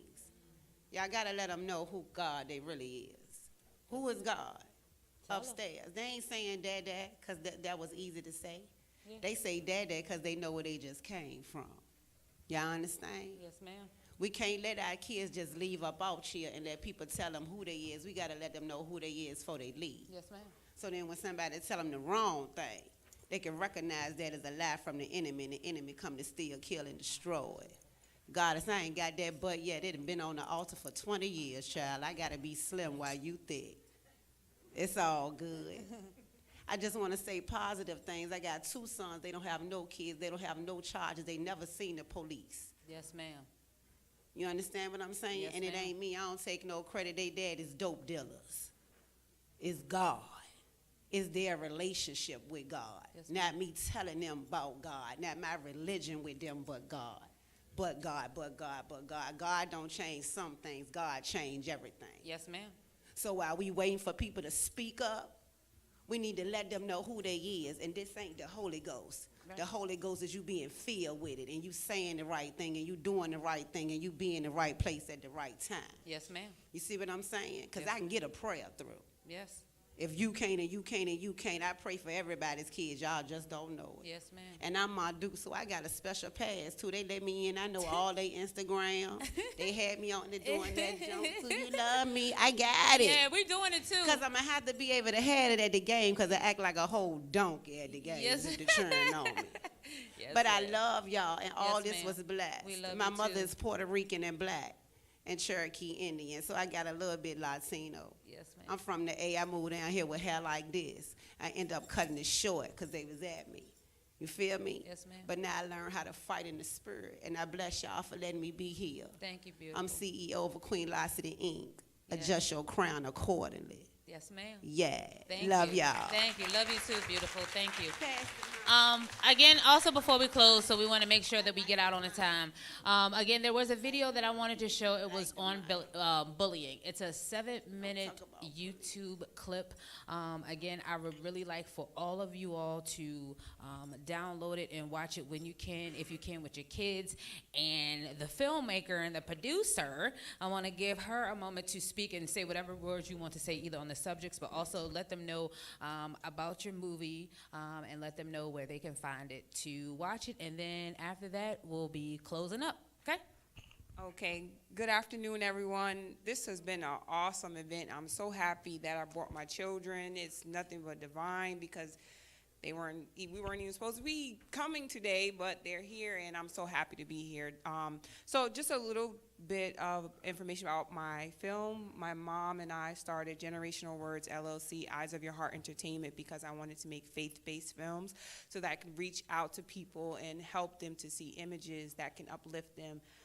As I'm sitting here and hearing everyone's story, it just touched my heart so much. It's like so much hurt going on in our community. We really have a lot of hurt, and that leads to the violence, that leads to the bullying, the way we see ourselves and the way we see our identity. So one of the things I feel like God is asking me to do is to create images that opens people's hearts to know the inheritance that we have in Him, and to help us to see images of ourselves in a positive way. So the clip that I made is part of a 48-hour film project. I'm going to do another one in Richmond on July 20th. If anyone is interested in being a part, let me know.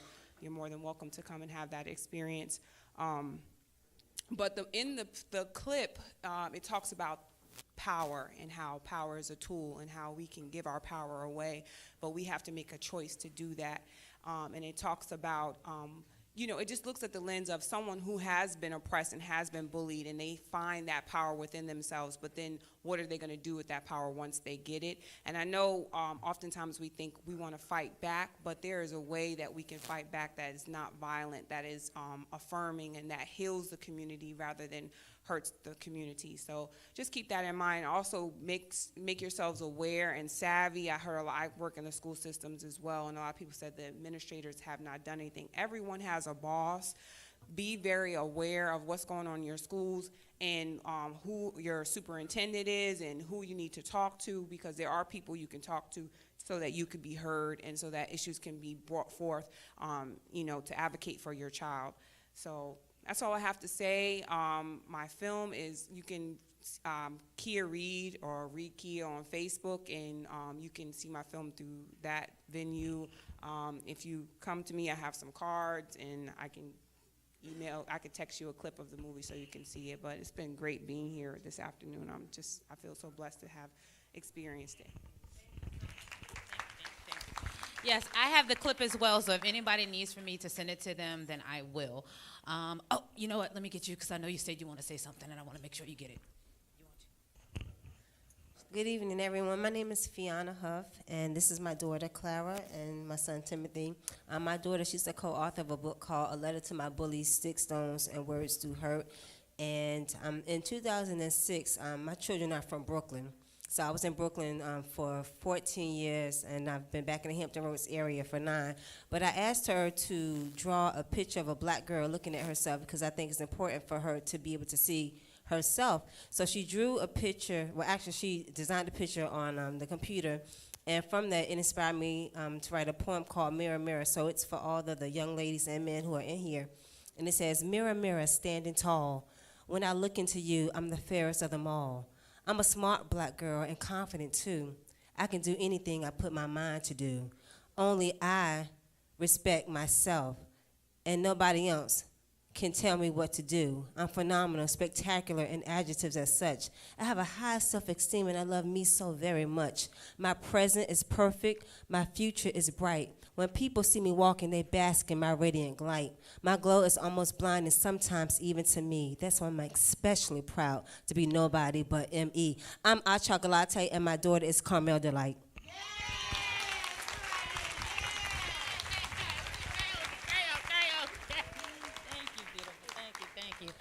Oh my God, y'all.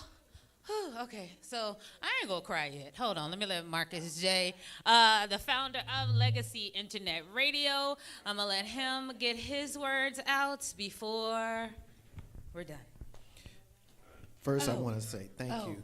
Wait, I'm sorry, Marcus. Wait, Marcus, wait, Nobody. sorry. Marcus, stop, sorry, wait. Let me do 3 raffles real quick. Sorry, interruption. Sorry, my bad. Sorry, I'm sorry. Sorry. You didn't hear it. It's not there, Marcus. It wasn't my bad, Marcus. Sorry. Okay, real quick. Y'all got y'all tickets ready? It's 1482418. 1482418. Anybody have it? If not, that's yours? Okay, boo. Yeah. Okay.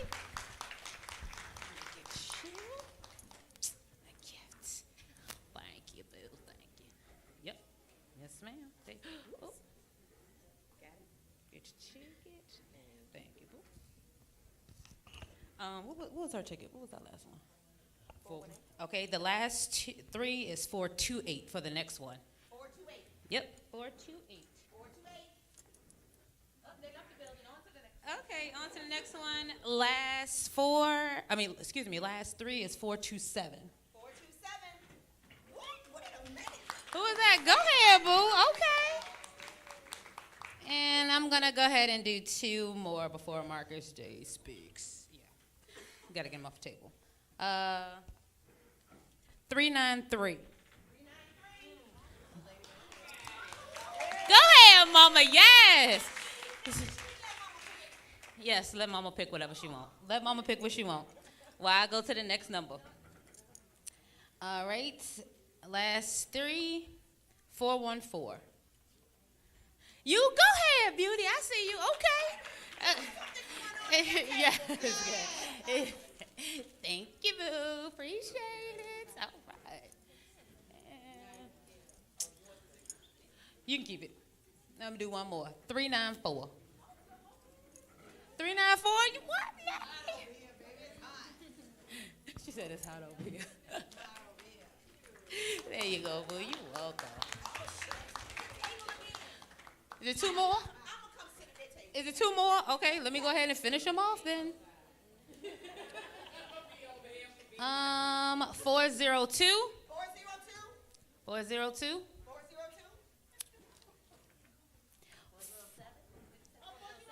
402. Ooh, okay, Kim, go ahead.